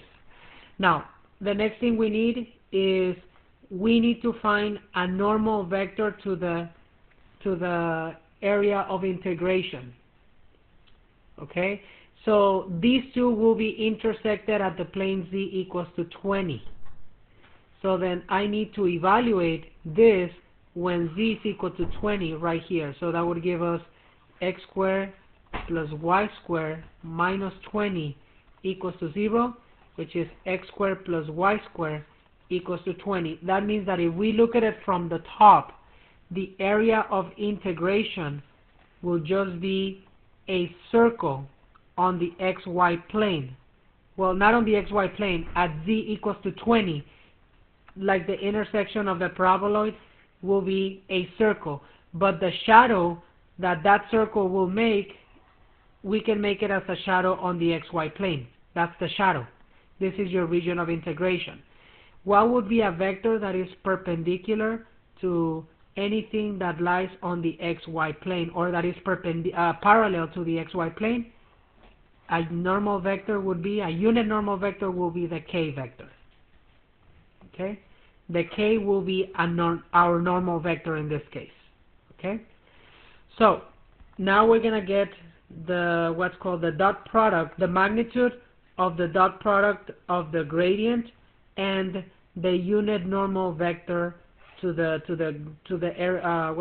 region of integration R, which is the vector k. Okay? So if we get the dot product, it's going to be multiply the x, the I, the j's, and the k's components of this vector and this gradient vector. 2x times 0 would just be 0. Then plus 2y times 0 would just be 0. Plus negative 1 times 1 would just be negative 1. But then we need to get the absolute value of this. So that would give me the absolute value of negative 1, which is going to be just 1. So, formula for the implicit form to calculate the surface area would be the double integration of the region R. Okay? Double integration of the region R of 1. Okay, we got it there. And then dA. Well, not 1 dA, I'm sorry. I was thinking of the other form. So of the gradient of the function f, which is the square root of 4x squared plus 4y squared plus 1 divided by the dot product of the gradient and the normal vector and the absolute value of that, which was 1, and then dA. Now, in this case, our best method of integration will be polar integration, because the region R is a circle that we can think the shadow of that circle is on the xy plane, so the region is just a circle. So if we think of this region as a circle, then we need two things. Number one, at what radius does this circle enters, and at what radius does this circle leaves the region? So it enters, of course, at r equals 0, and it leaves at the radius of that circle, and the radius of this circle would be the square root of 20. Okay, so it starts from a radius of 0 to a radius of the square root of 20. Okay, and then the theta goes from here all the way around, so it goes from theta equals to 0 to theta equals to 2 pi. Okay, and then this formula in terms of polar, instead of putting it as 4x squared plus 4y squared, if you factor a 4, you're left with x squared plus y squared, which in polar is equal to r squared. So this formula would be the same thing as the square root of 4r squared plus 1 divided by 1, which is just this, times r dr d theta. And we can evaluate this integral. Now, for this integration, remember that we can take it as a u du integration. This is u, but the derivative of u is 8r. So I just need to put an 8 right here. This will be your du, but I need to put a 1/8 on the outside. So, surface integral equals to the integration from 0 to 2 pi of 1/8 times the integration of this one would be 4r squared plus 1 to the power of 3/2 divided by 3/2, which is the same thing as multiplying it by 2/3. Evaluated from 0 to the square root of 20, and then we do a d theta afterwards.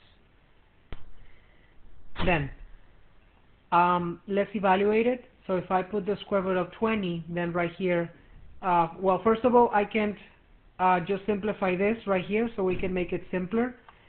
So this is going to be a 1/4, 1 over 4. So then it would be 1 over 4 times 3, which is 12.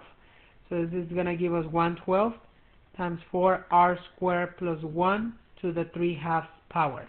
Evaluated from 0 to the square root of 20, d theta. Now let's evaluate the square root of 20. So square root of 20 squared is 20. 20 times 4 is 80. 80 plus 1 is 81. So you're going to get this. Surface area equals to the integral from 0 to 2 pi of 1 over 12 times 81 to the 3/2 minus 1 over 12, and then if I put a 0, then you're going to get times 1 to the 3/2. And of course, d theta equals to the integral from 0 to 2 pi. Now this means the 3/2 means the square root of 81, which is 9, and then 9 to the third power. 9 to the third power, which I think is 729 if I'm correct. Yep, 729, but it can be reduced, the 12 and the 729 can be reduced by 3, so you get 243 over 4. So that's going to be 243/4 minus, then 1 to the 3/2 is 1 times 1/12 is going to be 1/12. So then we can combine these two fractions by doing the common denominator, which it would be 12. So let's continue down here. Surface area integral equals the integral from 0 to 2 pi of, this one we can multiply it by 3, and so we get 729/12 minus 1. That will be 728/12 d theta, but 728/12 can be reduced by, I believe, by 4. Yeah, so that will give us a 182/3 d theta. Then we evaluate it, so that will be 182 over 3 theta from 0 to 2 pi. So if we evaluate it, that would be 182 times 2, that would be 364 pi over 3 square units. This will be the area of the surface of of the surface cut from the paraboloid by this plane. Okay, that surface will have an area of 364 pi over 3 square units.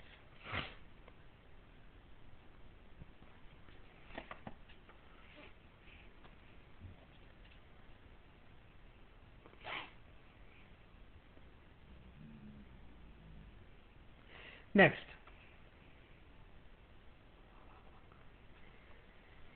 let's evaluate this integral. Okay, now what do we notice about this surface from this plane? It is given in which form? Implicit or explicit? This plane is given again in an implicit form. X, y, and z in one side equals to some constant. So to find the value of the integral when it's in implicit form, again,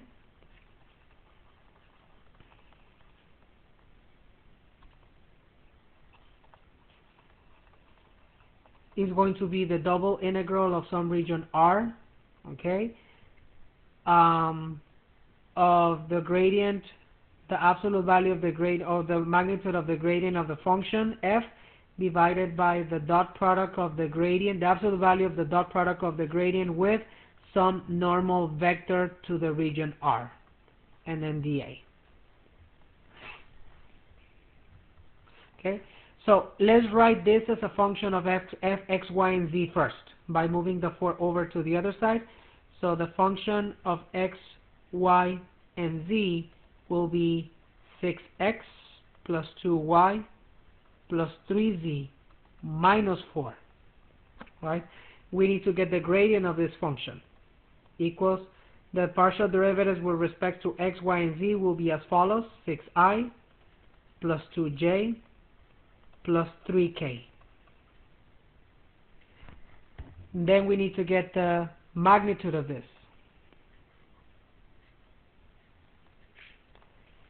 Square root of 6 squared plus 2 squared plus 3 squared. That would be the square root of 36 plus 4 plus 9, which is equal to the square root of 49, which is equal to 7. Now we need to look at the area of integration. Okay? Now this area of integration, these walls are basically two walls in the xy plane.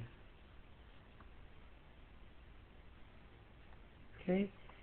Those two walls are two walls in the xy plane. So let's go ahead and sketch them so we have an idea. So this will be a parabola that opens to the right.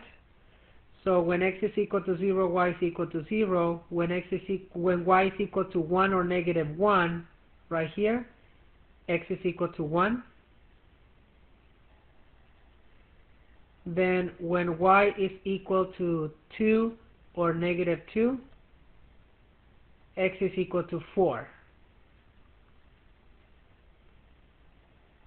And it continues. Right? This is the parabola.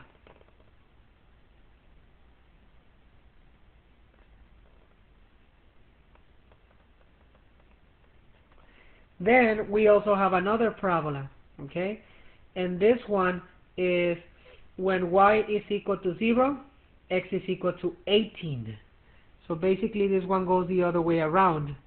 So this one starts from x equals to 18. So I'm going to extend this a little bit so you can see.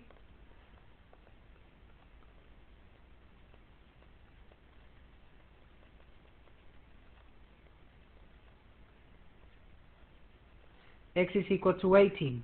Okay, so that would be right here. When y is equal to 1 or negative 1, x is equal to 17, right here.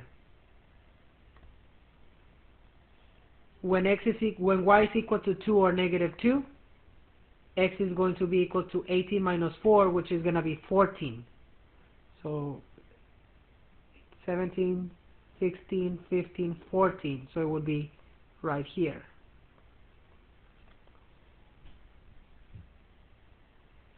And then of course at some point these two will actually get to intersect, these two parabolas, right? They are going to intersect at some point. That's why we call these the walls, okay, of this figure. So to find the actual points of intersection, we have to set them equal to each other. Okay?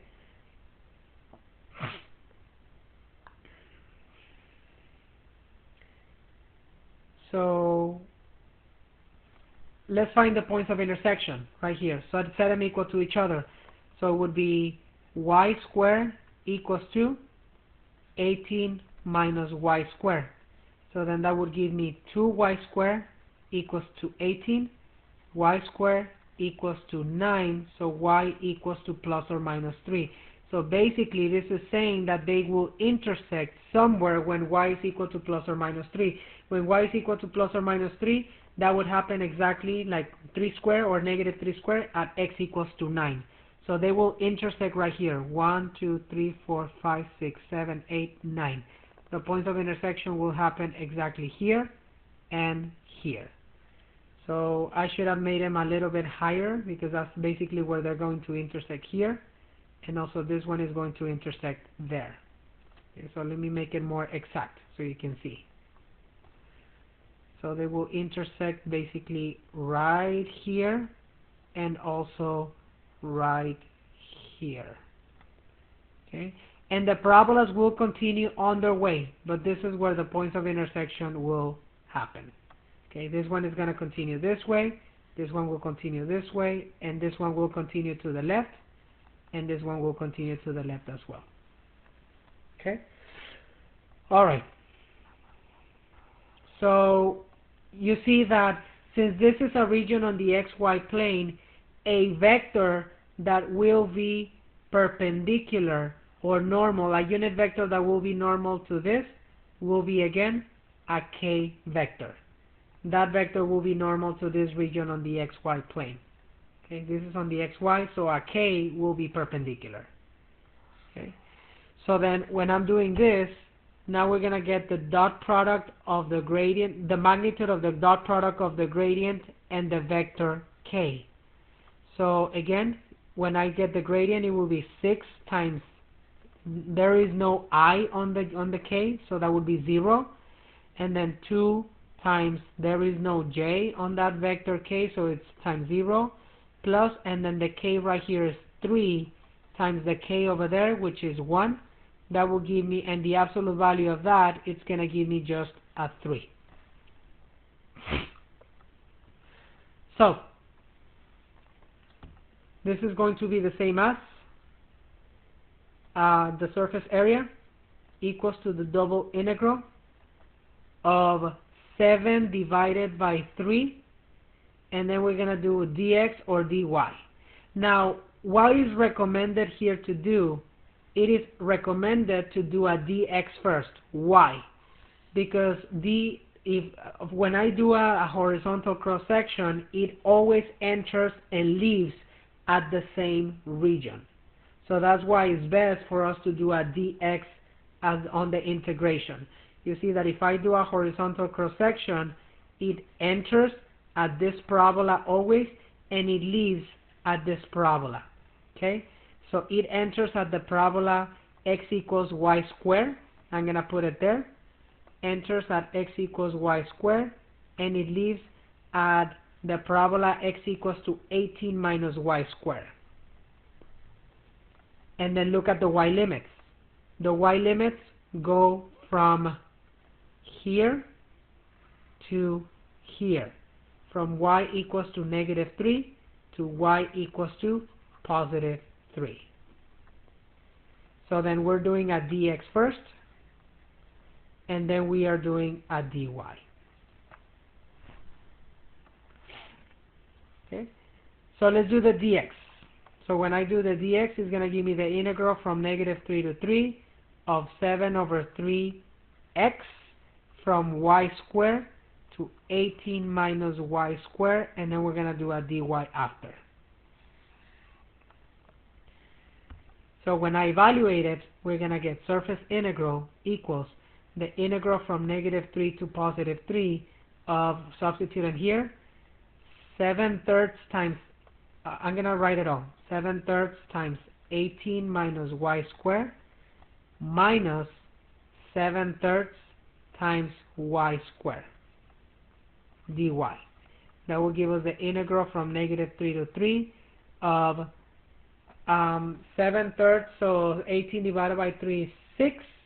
6 times 7 is 42, so it will be 42 minus 7/3 y squared minus 7/3 y squared dy, which is equal to the integral from -3 to 3 of 42.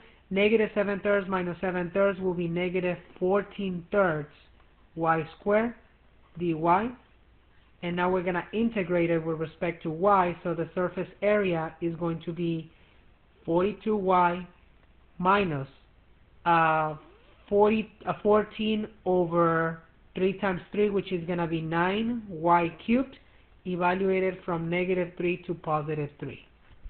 Now let's do the evaluation, and let's find the value of the surface integral.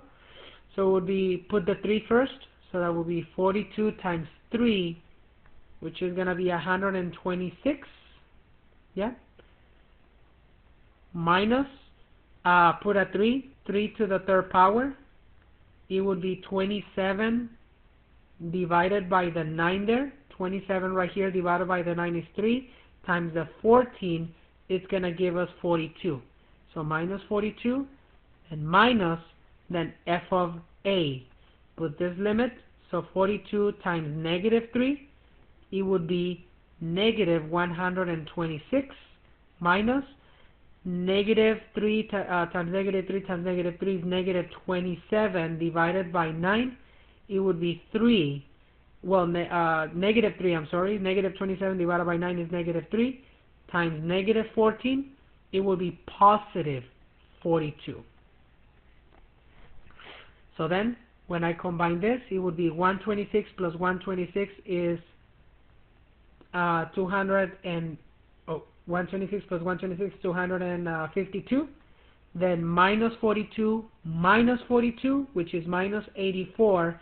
That is going to give us 168 square units. This is the area, the surface area of what is called surface area of cut from the plane by the cylinder walls. If this is a cylinder that goes up and is going to be cut somewhere by this plane, and that's the surface area of the cut of the plane to these walls of the cylinder.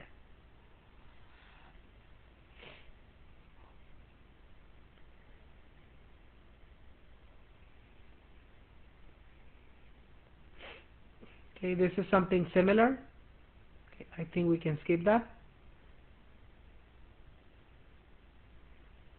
I'm going to do one last question, and I think this is going to be enough for this section. Find the area of the ellipse cut from the plane z equals to 9x by the cylinder x squared plus y squared equals to 9. Okay. What do you all notice? This function is given in what form? This is the explicit form.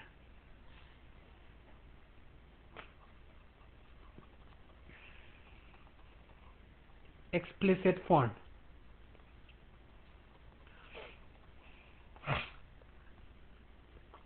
So for the explicit form, all we need, remember, we need the double integral of some region R of the square root of the partial derivative of the function with respect to x squared plus the partial derivative of the function with respect to y squared plus 1 dA.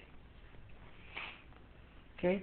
And again, what does it mean by explicit form? It is represented as a function of, z is represented as a function of x and y.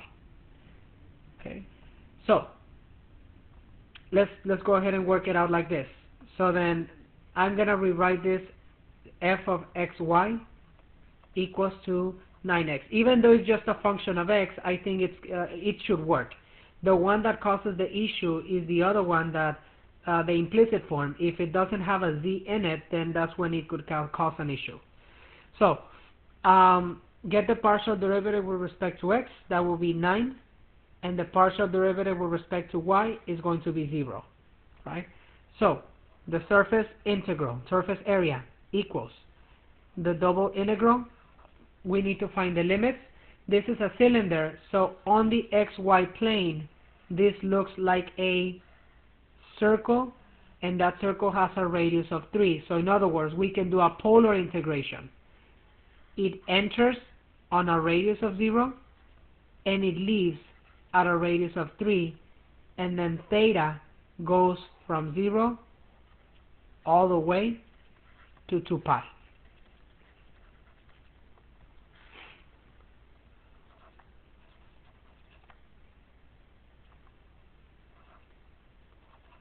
Okay, so we need the square root of partial derivative with respect to x, which is 9 squared plus 0 squared plus 1.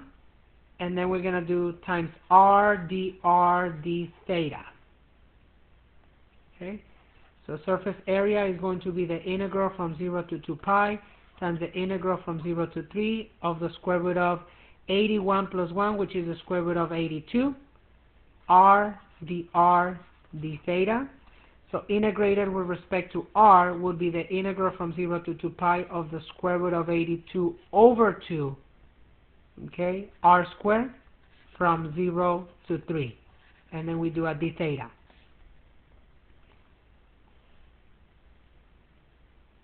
Okay, surface area equals, now evaluated with the 3, so that will be 9 square root of 82 divided by 2, the integral from 0 to 2 pi d theta, and then that's going to give us 9 square root of 82 over 2 theta from 0 to 2 pi.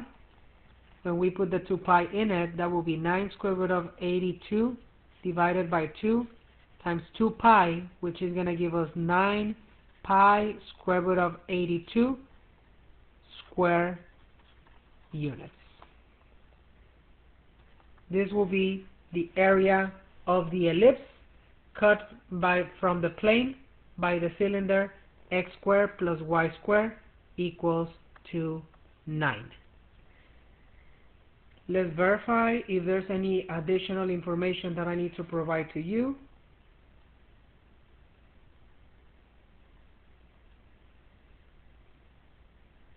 Let's do one more problem, and I think this will be the end.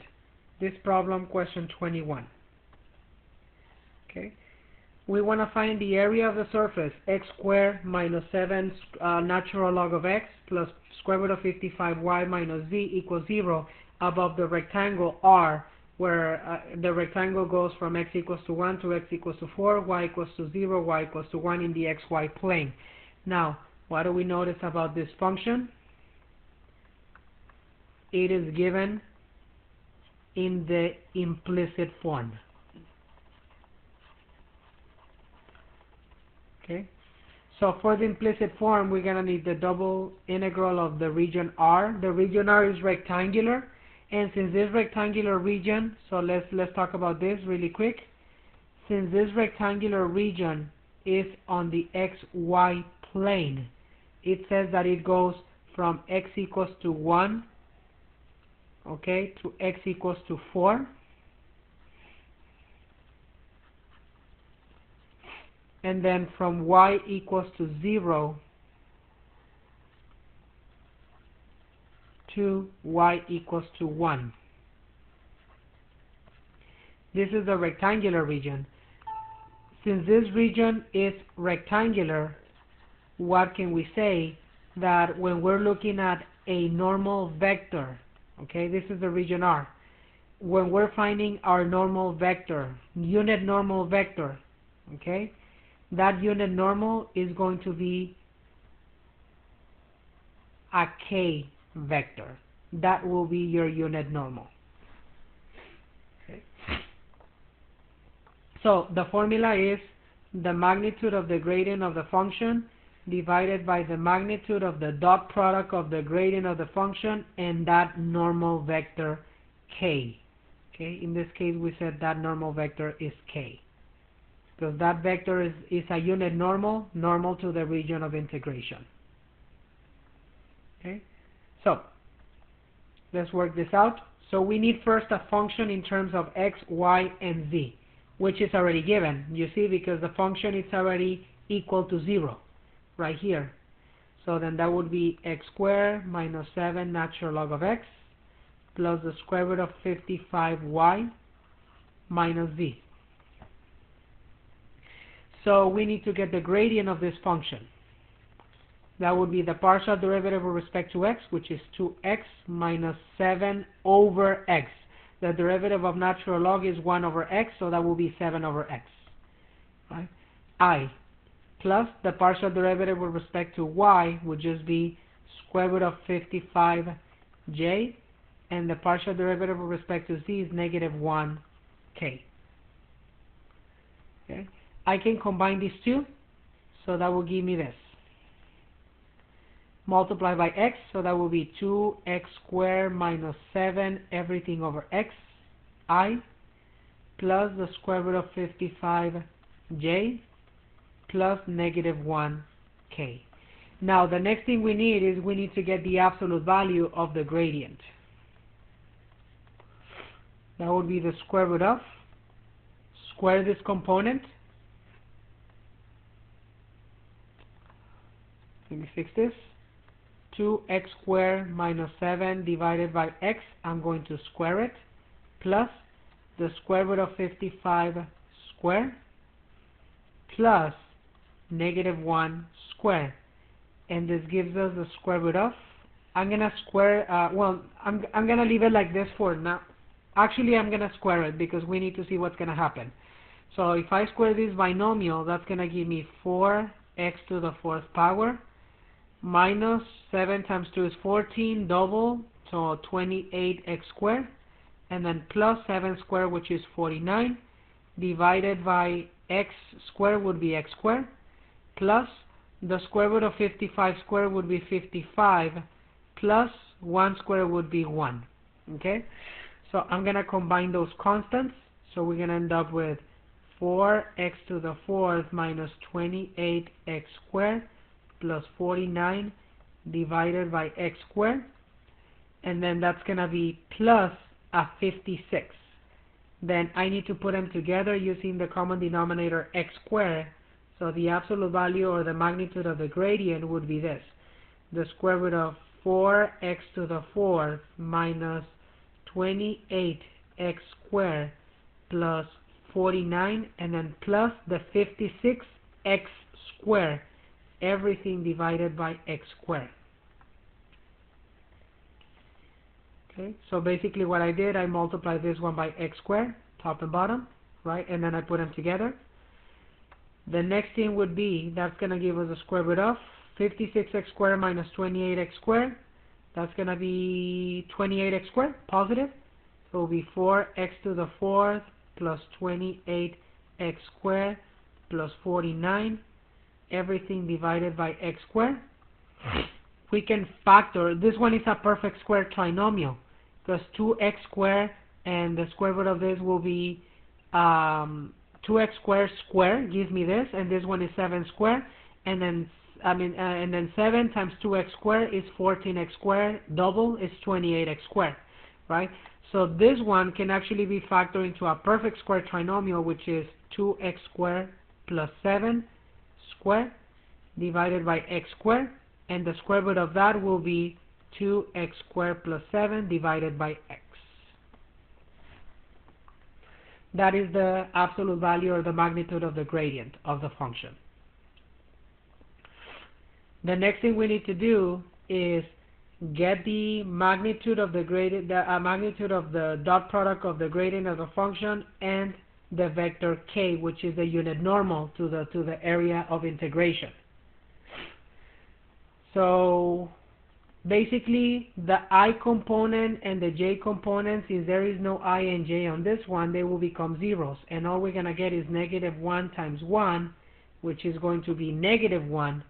But the absolute value of negative 1 would just be positive 1.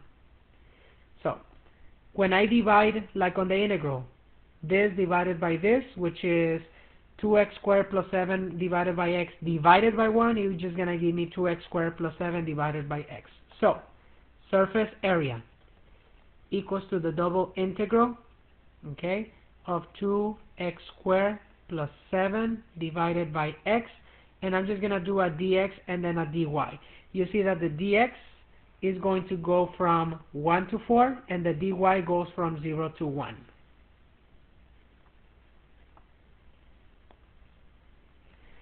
I can separate the fractions right there. That will be easier if I do that. 2x squared divided by x is 2x plus 7 over x, and then dx dy. I can integrate it already. The integral with respect to x of 2x will just be x squared, and the integral of dx over x with respect to x will be natural log. So 7 natural log of x. We're going to evaluate it from 1 to 4.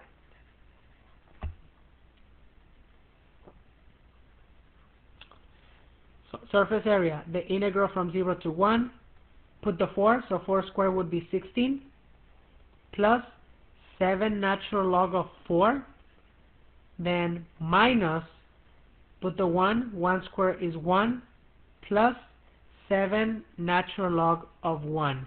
And this 7 natural log of 1, that would be 0.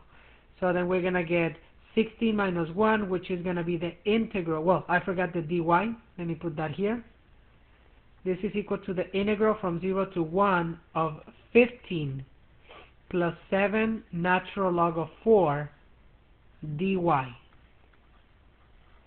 And when I do the integration with respect to y, it's just going to be 15 plus 7 natural log of 4 times y from 0 to 1. And when I put the 1 into the y, that would just give me a surface area of 15 plus 7 natural log of 4 square units. And this is the area of that surface.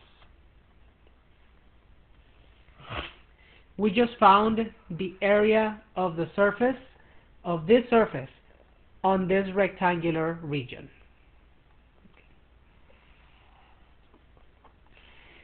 And I believe this is more than enough explanation. Make sure you revisit the implicit, explicit, and parametric forms to evaluate surface areas. Because we're going to reuse them in the next section, which is 15.2.